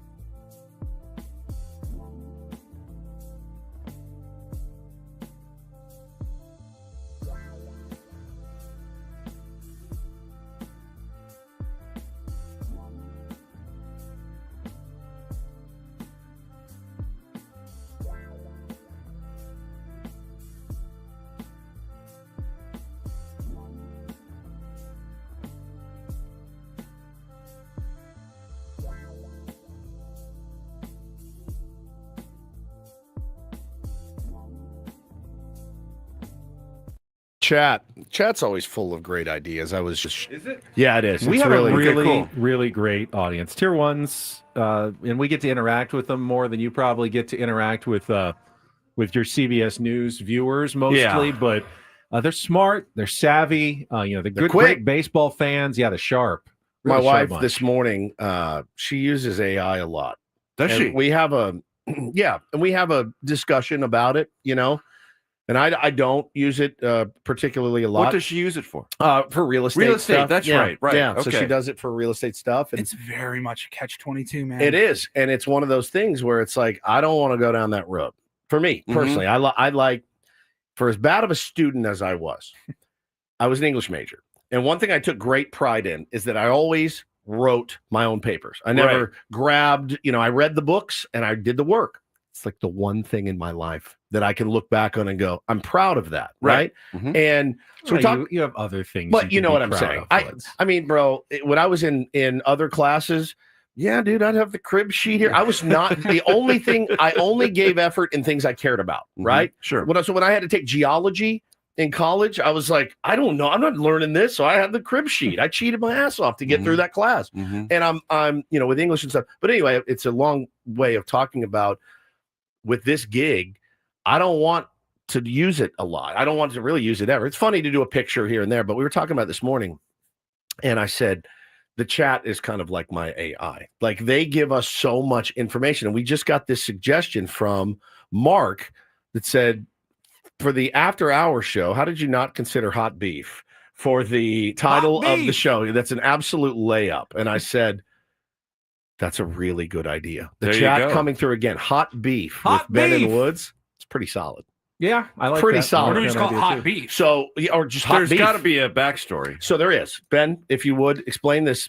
This happened a couple months ago. Ben decided to tell us the story. Yeah. So what was the impetus though for even getting into the discussion? Somebody said something about stop thief. Yeah, and so we looked up the origin of beef. Like beef. why is it Why an do you argument? have- like you got beef? Why with do we have someone beef else? Why with do you someone? call- Right. Why do Okay. you call that beef?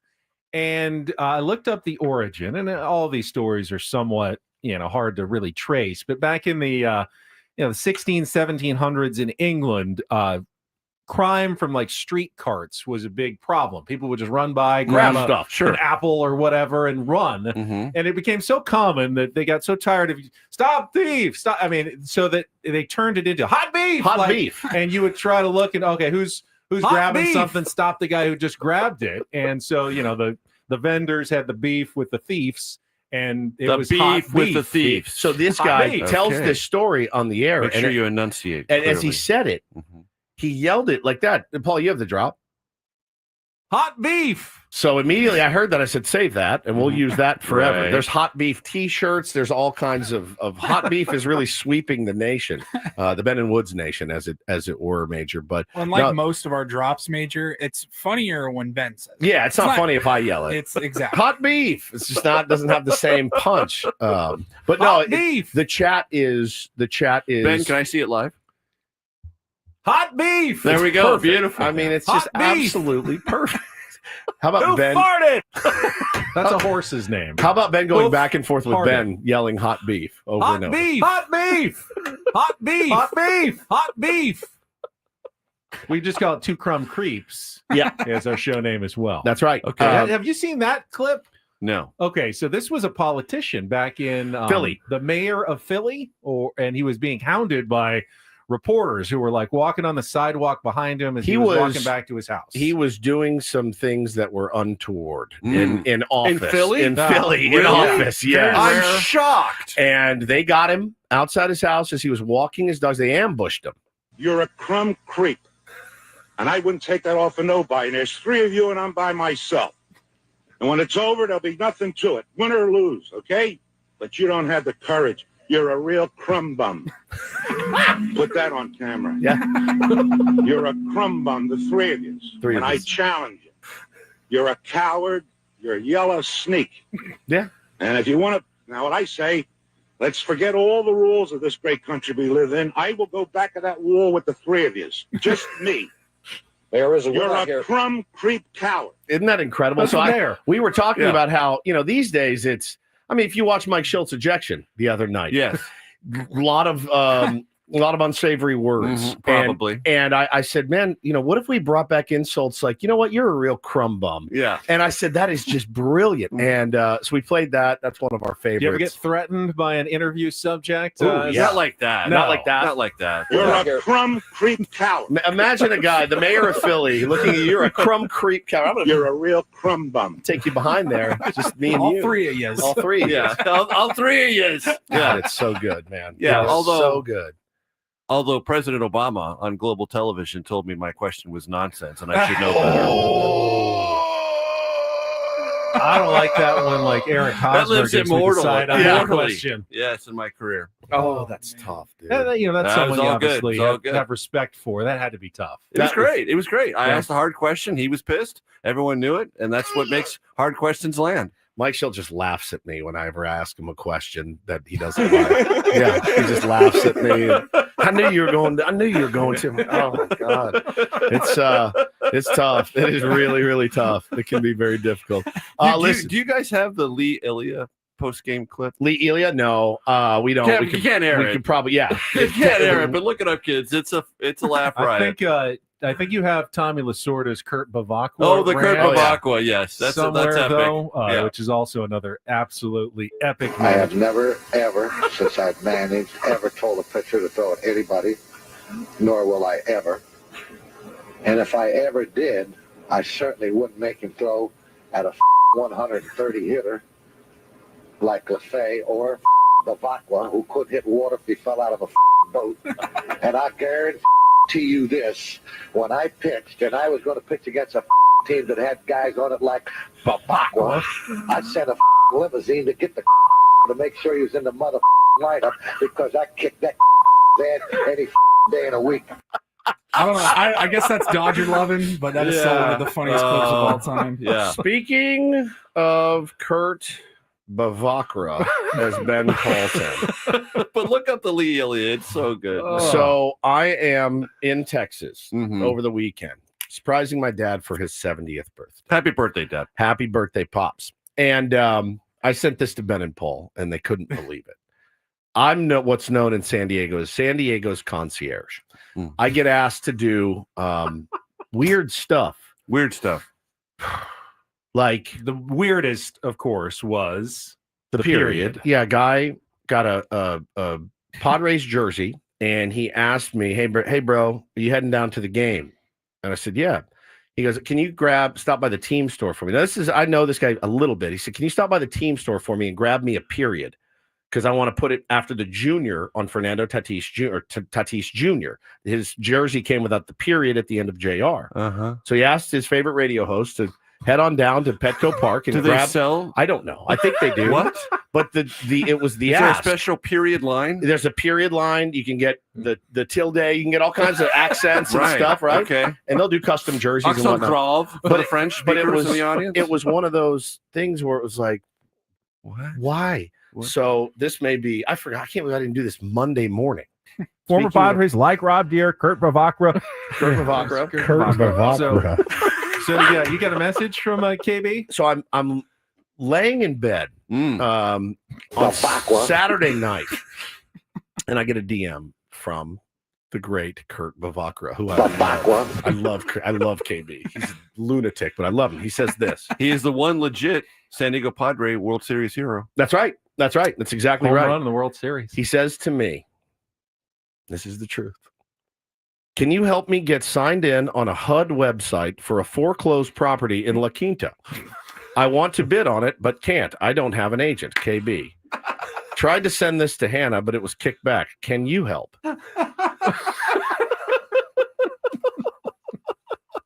Concierge service? Yes. I read At it. the ready. I mean, Major, this man gets like 4 requests from random strangers a day. I read it 30 times and I went, what? What are you? She's dead asleep. Hey, babe. Kurt Bavacqua wants to bid on a house in La Quinta. Can you go log into your computer and get a HUD? I don't even know what he's talking about. Like, I had no idea. I was I sent it to Ben and Paul, and I go, "This is an all-timer, all-timer." I'll read it again, just because it's that unbelievable to think about. Now I lost it. Asking me to get up and go help him log into a HUD website to make a bid on a home. Like housing and urban development? I don't even know how it works. I have like $40 to my name. Like I don't bid on properties. You don't know an FHA from a DH. Bro, I don't even know how deductible works. Seriously. These guys know that. Major might be able to explain that. I could not wrap my head around it. Just a random DM. Let's see what Woodsy's up to. See if he can log in. Yeah. Did you bring it up with Hannah? No. Okay. Never even mentioned it to her. Yeah. He just did. I just did. That's the first time she's heard of it. Right. Because I'm not going to bother her with that. No. Right. And I just. So how are you and KB right now? I think we're fine. You probably didn't want to get aired out on the radio, but if you send me messages, you're going to get aired out. I don't know what to tell you. If you send me messages, it is content. By the way, where's my dry cleaning? Yeah, Woodsy, can you grab my dry cleaning? It's true. No, I'm serious. Where's my dry cleaning? It's so freaking funny. So funny. Yeah, that was a new one for me. That's our buddy, Kurt Bavacra. I'm glad you brought him up. Bavacra. He'll always be Bavacra to me. All right, Padres and the Yankees. Former Padres like Rob Deere, Kurt Bavacra. Can I not mispronounce anything ever and get away with it? Just once, I'd love to mispronounce a word and get away Bavacra. Bavacra. Bavacra. I'm telling you. Hey, could be worse. I'd rather have that than him in my DMs asking me to go log into a website for him in the middle of the night. God. Next he'll be saying, "Hey, dude, can you do me some crypto and deposit the money in this very strange account?" And this is what Matt makes a good point. He says, "I know it's weird. I think it's a sign of how everyone in this community feels connected to you. It's weird, but kind of cool that you connect like that." And my wife always tells me, "Quit your bitching. One day you're going to miss these messages." And I look at her and I go, I don't think I will. I will. Can't we just be friends? Like it's different. It's up to them, not you. It's true. But I'm powerless. Well, they keep giving me content, so keep them coming. I guess because it's fun. Kind of like when I coached 14-year-olds. Everybody had a nickname. It's baseball. Everybody had a nickname. Woodsy, Paulie, Benny. There'd be a couple of kids that would come up to tryouts, and I didn't even bother giving him a nickname because I'm like, you ain't making the team. And I had one kid, he didn't like his nickname, and he asked about it, and I said, look, everybody calls you this. Everybody has, this is your nickname. It's a good sign if me and the coaches are calling you by your nickname, because that actually means we like you. That's true. And we care about you. If we just call you by your last name or by nothing at all, that means you probably ain't making the team. Yeah. You're not really a blip on our radar. Mm-hmm. And he goes, oh, okay. It makes sense now. So it's a little bit like what that. was his nickname? I'll tell you later.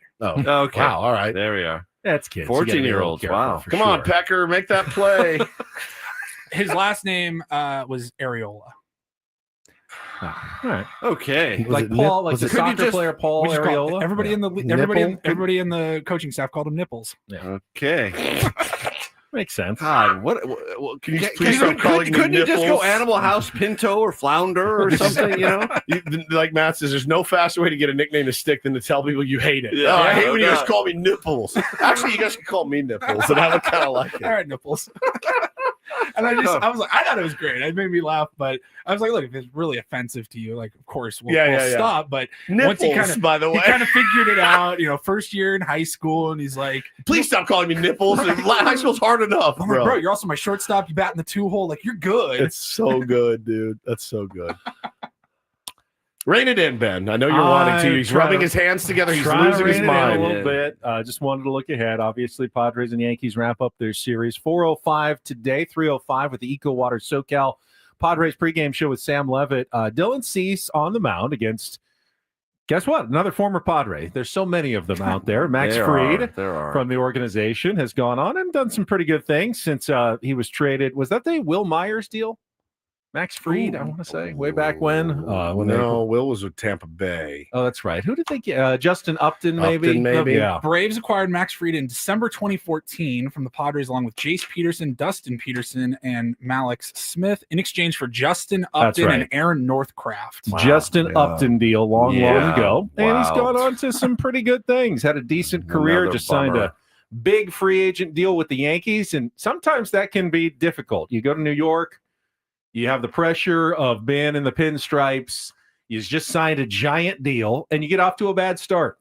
Not at all with Max Fried. No. He is having a great start. His ERA is hovering around 1, and the Yankees have won every single time he has taken the mound so far. So he's yet to be on the bad side of Yankees fans.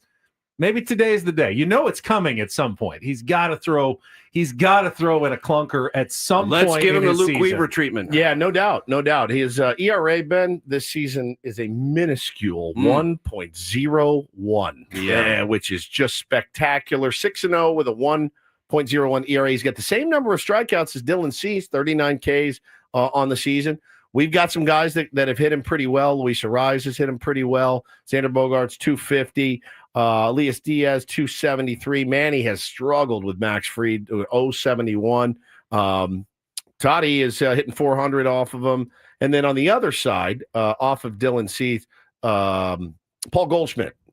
Goldie. Goldie. Look, come on. You still said it again.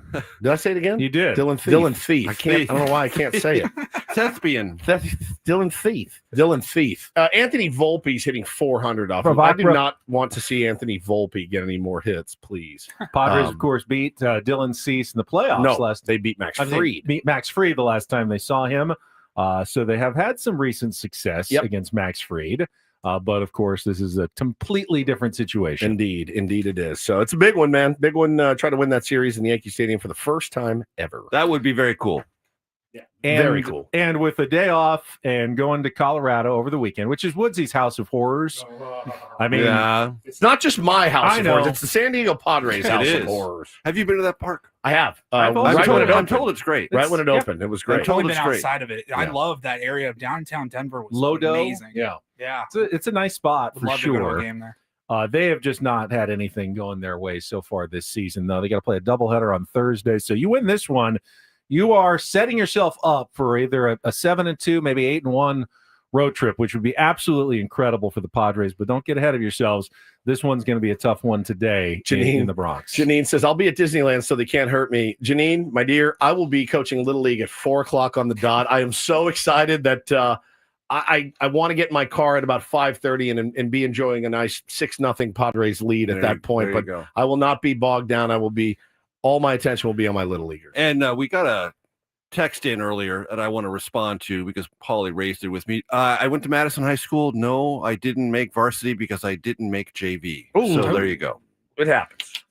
It happens. I think Colt League baseball for you, Major Garrett. There you go. City Bowl. I love the randomness of this past segment where it just kind of went a little bit off the rails. And with Major here, it seems like this would be a great day. We haven't done this forever. To bring back the topic wheel. It's been months and just months. riff. So when we come back, Paulie's got it reloaded. We're going to spin the topic wheel, I Major. gotta grease the wheel. Grease it up, dude. Yeah, The thing is dusty. Major, It sounds pretty good. Sounds pretty good. Ready to All right, go? so we don't know what's coming up. Use a little the big spit, topic Paulie. wheel. Spit on that thing. We're going to spin it out. We're going to spin it, and we'll do that when we come back with Benno Woods after traffic on 97.3 The Fan. First, though, Woods, and I want to tell you about trustandwill.com. It was over the holidays. Both of us, getting to the ripe age of 50 this year, and neither of us had put anything down on paper. It's embarrassing for our loved ones in I case know. something should happen to us. It's mostly out of it's something you don't want to think about. It's something that you hope you're not going to need for a long time, but you never know when you're going to need it. Trustandwill.com makes it really simple to get these legal documents done. So if you ever do need them, they're just there for your family. Yeah, make sure you get that trust. Keep your family out of probate court. It's lengthy. It's expensive. It's not something you want your loved ones to have to go through after you are gone. Go to trustandwill.com. Use the code FAN when you check out. You'll get 20% off plus free shipping of those estate documents. Yeah, you can just answer some simple questions. You don't have to billable hours with a lawyer in their office or anything. We're talking a very affordable but still legally binding way to put your wishes down on paper, just in case something should happen to you. Then you've got it. You don't have to think about it for a while. It's just there if you need it by going to trustandwill.com. That's trustandwill.com.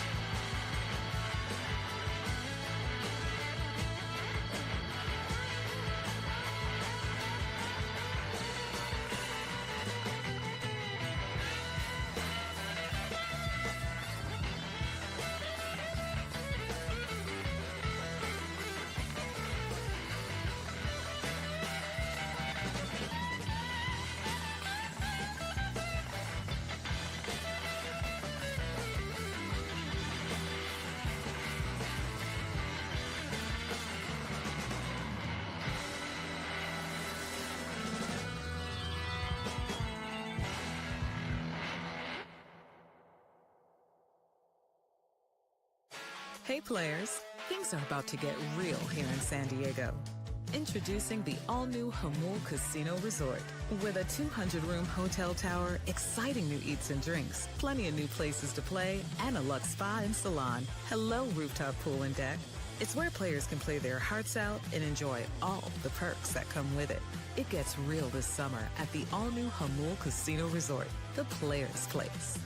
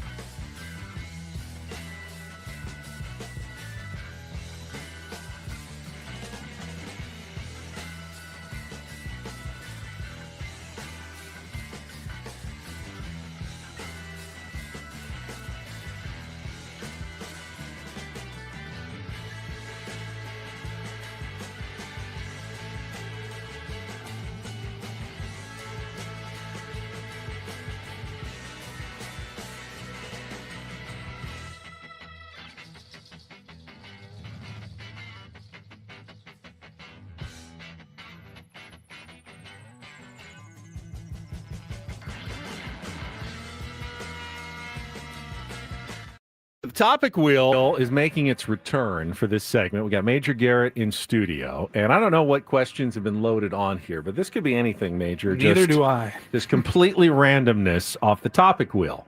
And it's actually turned into some of our favorite segments over the years. It's just we haven't done it. It's as random as it gets here, but we can fire up the old topic. All right. Fire it up. I can't even remember the last time. Put on the Woods readers. Oh, those mine? Yeah. A little scratched. Wow. Dude, it's going to be a headache. You don't need to see the topic wheel. No, you don't need to see it. All right. Sharp.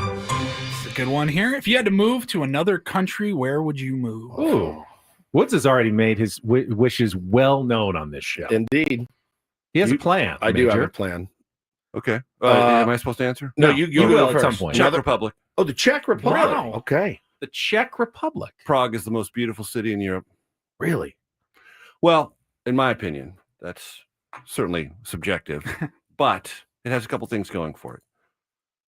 Uniquely, it's one of the few important cities in Europe to be untouched by aerial bombardment in World War I and World War II.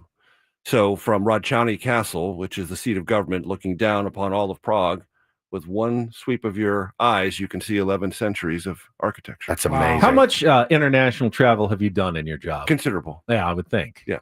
The one city I've never been to, believe it or not, is Paris. I've always missed the Paris part of the presidential tour. That's mine. That's the. I've been to Jerusalem many times, been to Moscow, been to Beijing, been to Berlin, London, of course, Riyadh, Baghdad, all over South America.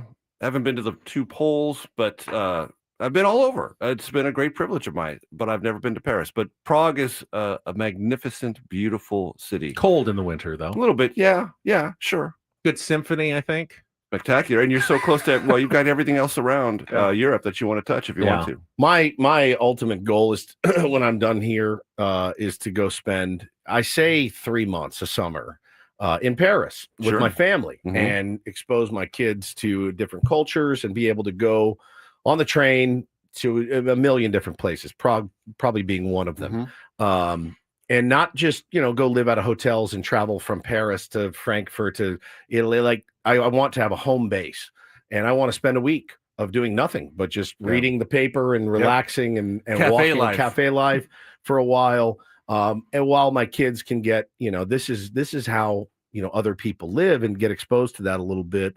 That's the plan. And I'd like to do actually a house swap, have a Parisian family come here for a summer, trash my place, co-host with me, live in Encinitas for a summer and have a great time and be able to explore California just like we'll be doing in Europe. But that's kind of the ultimate goal. My wife has got like 1 foot in.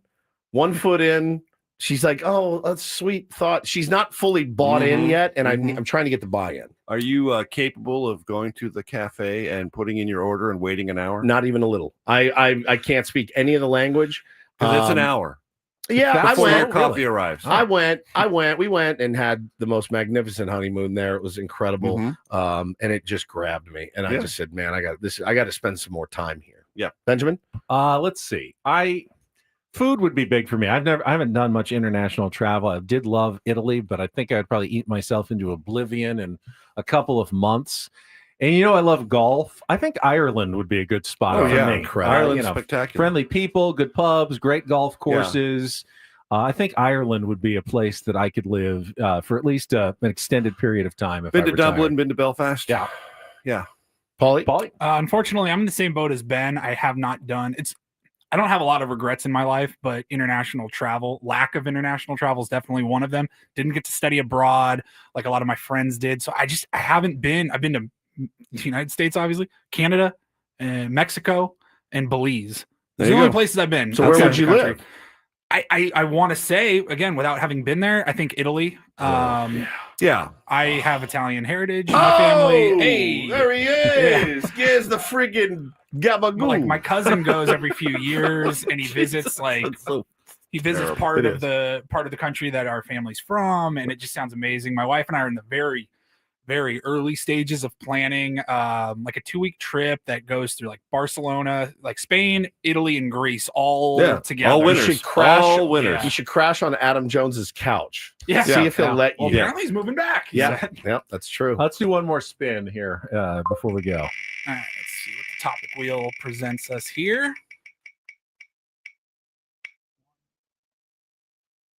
Oh, it stopped. And there it is. What was the most popular thing when you were a teenager? I think I can say that on the radio. That's still the most popular thing for me. Not your most popular thing. The most. Nothing's changed. Still a teen at heart. Actually, the most popular thing when we were teenagers at the exact same time. We were. What was popular when we were a teen? What's the most popular thing when we were kids? For me, like pop culture, it was. I don't know. I'll go first. For me, I was born in 1990, so formative years, middle school, high school, it was an iPod. Yeah, Nintendo was pretty big when we were kids. Very, very popular. Culturally, grunge and Nirvana. Yeah, hair metal when I was little. So I was born in 1962. So in fashion wear, Ocean Pacific. Oh, OP. Love was, OP. Was everywhere and dominant and properly so. And the last year I was in high school, arrived the Walkman. Really? Yes. Brilliant. Transformative. Transformative. Yes. Yeah, to be able to walk around listening to music. And with pretty good headphones. Yeah. And you could get your jams on. It's good. Same idea, but when my generation went from the CD player, the portable CD player to an iPod. Right. It was the greatest thing I've ever seen. Yeah. You're telling me I can get 1,000 songs Nothing on this like thing it. Best and just carry it in my pocket. Best invention of all time. Yeah. Period. The end. It was that revolutionized. I mean, the iPod led to the iPhone, which led to where we're at now. But I mean, when that came out, dude, it was so much fun. I would sit there. You got the one that could play some games on it, like Snake or Brick Breaker. I would just sit on my bed for hours listening to music. I think we've brought this up before, but could any of us have dreamed growing up that within our lifetime, you could literally call up any song you wanted ever within 5 seconds and hear it crystal clear on a device that you keep in your pocket? Never thought. Never thought. I'm trying to think what else was popular when we were kids. I mean, the iPod was great for me when I was training for the first rock and roll marathon in San Diego, which I ran, not fast at all. Very much a lagger. I've run it 3 times. Wow. But going from the hip side, Walkman thing to the iPod. The big clunky. Yeah, the big Walkman. Yeah, that was a big help. Cabbage Patch Kids. That was big, man. Cabbage Patch Kids were huge when we were kids. Huge. Garbage Pail Kids. Yeah. Those were all very popular. And then it became Beanie Babies. Buxom Blondes were very popular when we were kids. Remarkably still are. Heather Locklear, Heather Thomas, Pam Anderson, 90210. Everyone associated with that program was absolutely the top of the cultural zeitgeist at the time. That's right. Very popular stuff. Great answers, Major. Very interested. Now, I'd always kind of wanted to go to Prague. Now I really want to go to Prague. It's a great city. Amazing city. All right. We're going to come back. Paulie's going to give us some final headlines, stuff we missed, and we probably did because we were having so much fun this morning with Major Garrett. Coming up in the final segment of Ben and Woods next here on 97.3 The Fan. First, though, I'm going to tell you about Prize Picks. Prize Picks is the daily fantasy that I've been playing for the best part of last year. It's so easy, and I feel good because Prize Picks has millions of members. They've already awarded billions of dollars in prizes. I've cashed out. I think it's important to know that when you want to cash out, you can get your money in like 15 minutes and whatever format you want. Venmo, Apple Pay, they take MasterCard as well. It's really simple. To win, you just have to sign up. Go to their website, prizepicks.com, download the app. When you do, use the code KWFN. You're going to get $50 instantly when you play your first $5 lineup. So that's like 10 $5 lineups where you're just setting stat projections up to 2, 6 players, and then you can win up to 2,000 times your money if you pick them right, just with more or less, whether it's baseball every day, the playoffs right now, in basketball and hockey. There are so many different mix and match options that you can do. You can even do a flex play where you can maybe set a lineup with 5. You only need 4 to win. However you want to play, you can do it with Prize Picks. But again, use that code KWFN when you check out because you're going to get $50 instantly when you play your first $5 lineup with Prize Picks. Run your game. Must be present in certain states. Visit prizepicks.com for detail.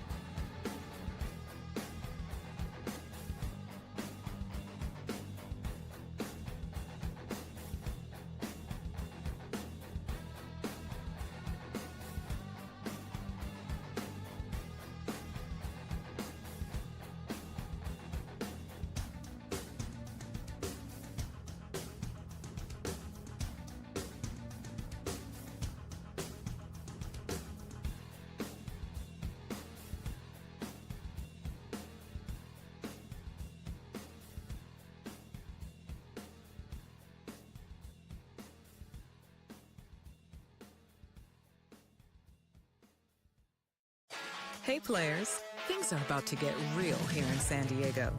Introducing the all-new Jamul Casino Resort. With a 200-room hotel tower, exciting new eats and drinks, plenty of new places to play, and a luxe spa and salon. Hello, rooftop pool and deck. It's where players can play their hearts out and enjoy all the perks that come with it. It gets real this summer at the all-new Jamul Casino Resort, the players' place.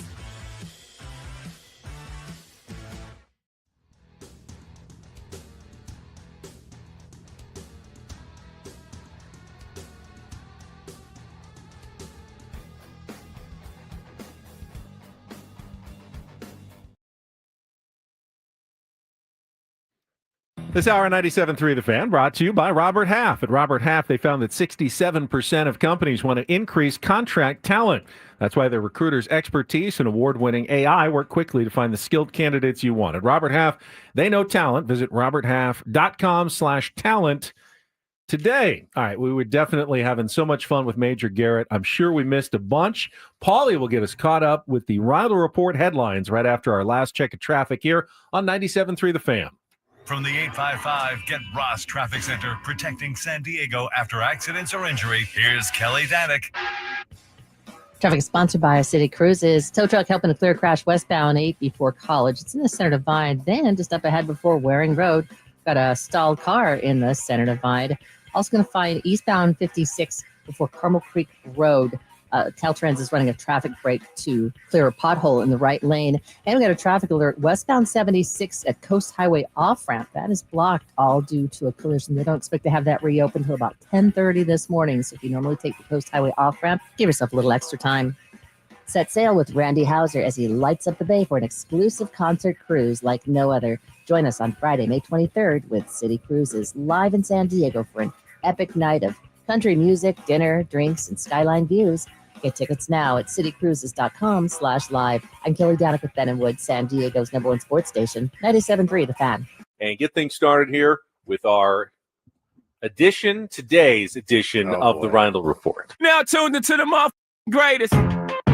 Welcome to the Reindl Report with Paul Reindl. Hi, Paul. All right. 2 stories from the world of sports that we haven't gotten to yet. We'll start off in Major League Baseball. And 1 story that you didn't know you needed. Are you laughing, biatch? It's the Reindl Report Hey, Paul, how you doing? Okay, how are you? on 97.3 The Fan. Are you ready to bless the mood? I need some help, please. That was good. Can I get a yeah?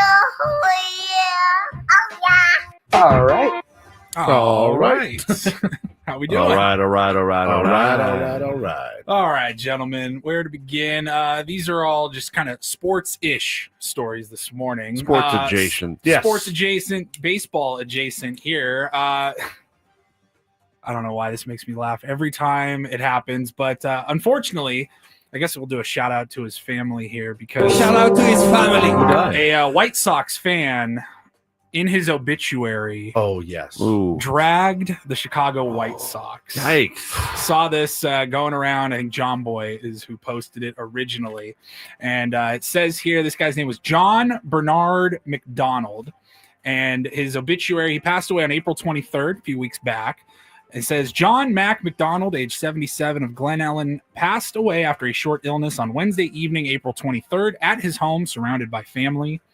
And the next sentence reads, he couldn't face another White Sox season after last year's record-breaking record-setting losses. Wow. Ouch. Now, he didn't write his own. No, written by the obituary, family. Written by probably. his son. Yeah. Probably doing bits.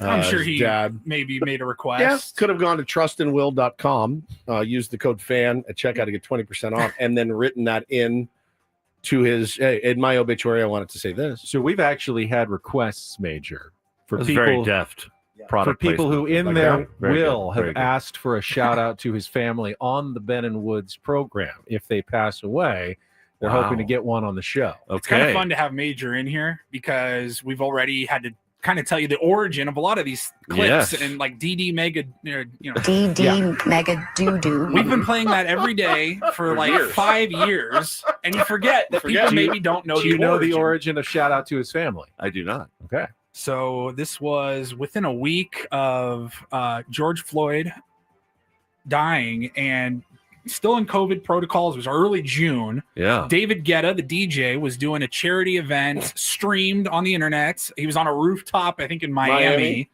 And and I really hope we can see more. This was his tribute to George Floyd. Peace when already things are so difficult. So, shout out to his family. So he ran out of words. It's just shout out to his family. And many people said he ended racism that very day. That very day. Now, with that. conversely, when a female passes away, we use the interrupted automated broadcast from the BBC when Queen Elizabeth passed away. But this was the channel that was playing electronica dance at the time. Like 24/7 trap music. This is what happened. This is BBC News. We're interrupting our schedules for the following announcement. Buckingham Palace has announced the death of Her Majesty. Right back into it. Right, did not miss a beat, literally. Did not miss one single beat. So that's shout out to her family. That's right. We have a lot of bits on the show. Family, yes. A lot of bits.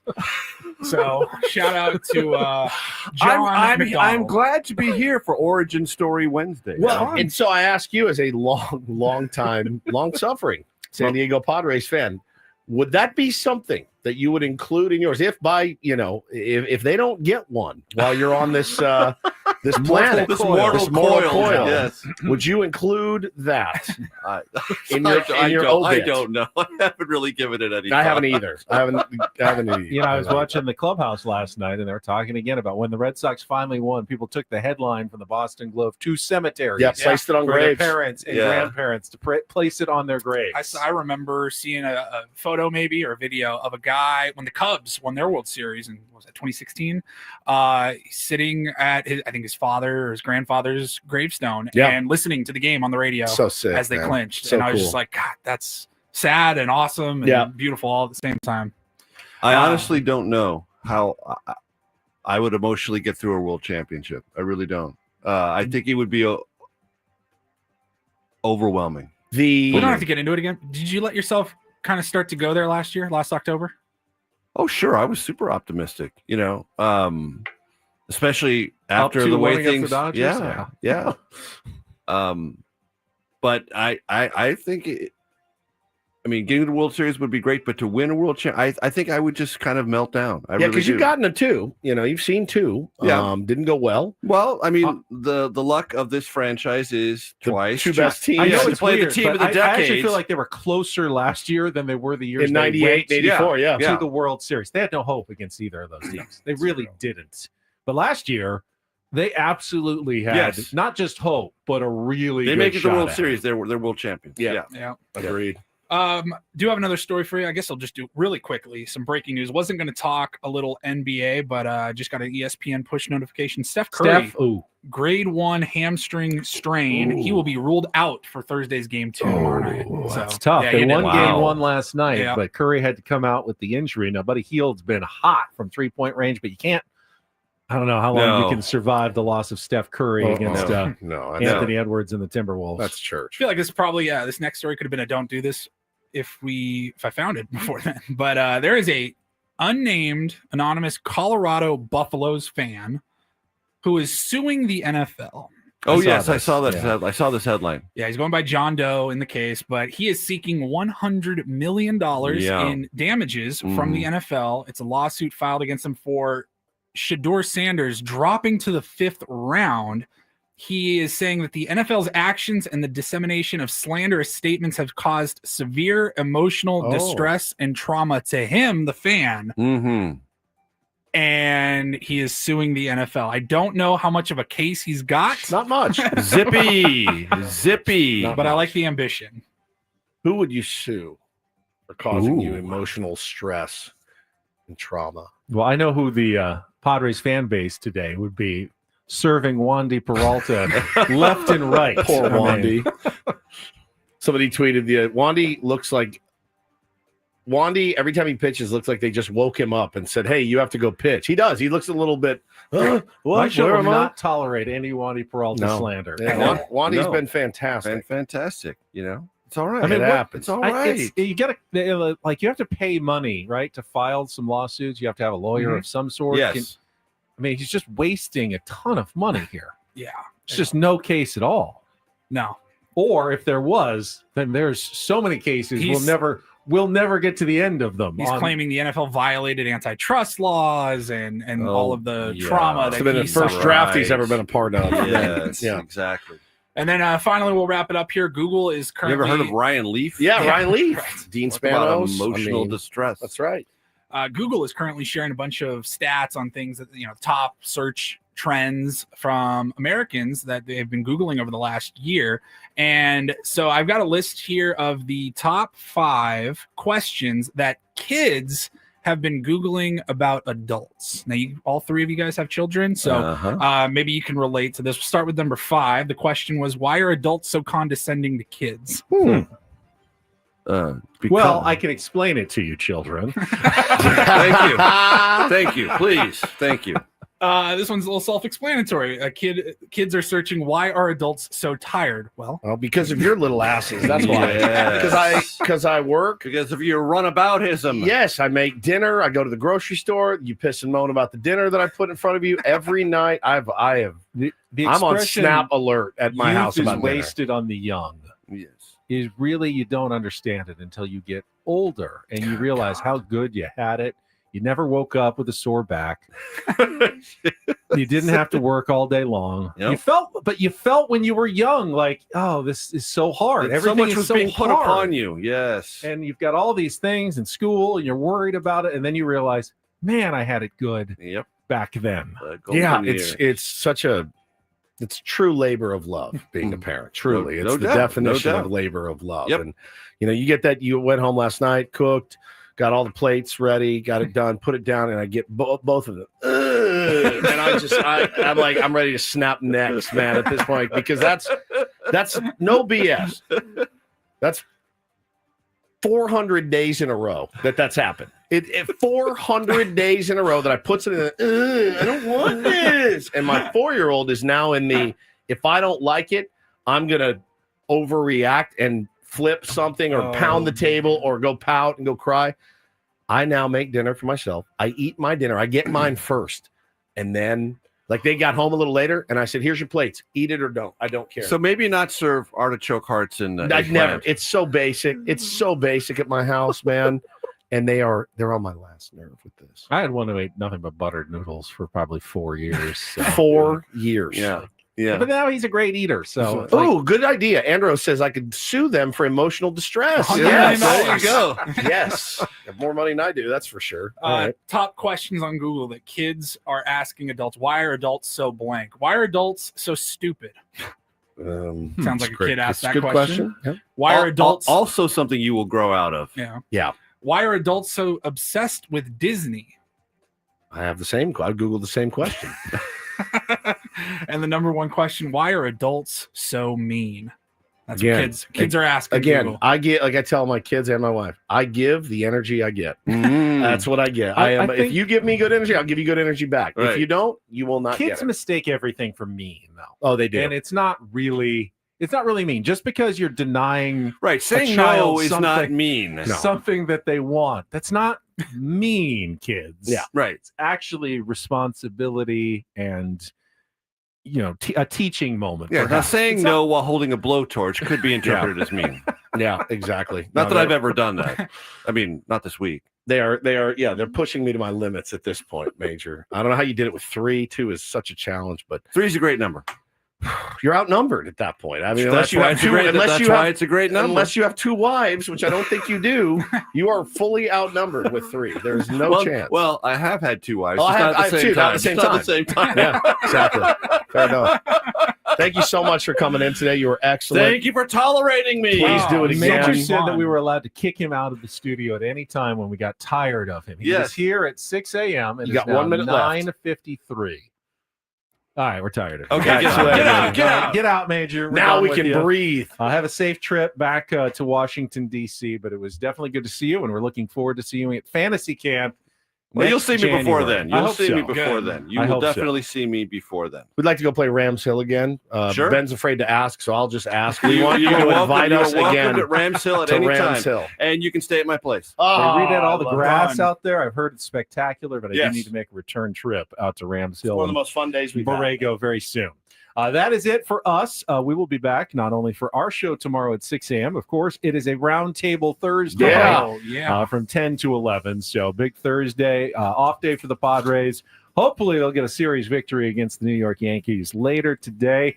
Braden and Italian Paul are coming up next for our Paul Reindl, for Stephen Woods, and for Major Garrett. I'm Ben You're the Higgins. best, Major. Have a great rest of your Wednesday from all of us here at San Diego's #1 sports station, 97.3 The Fan. So long, everybody.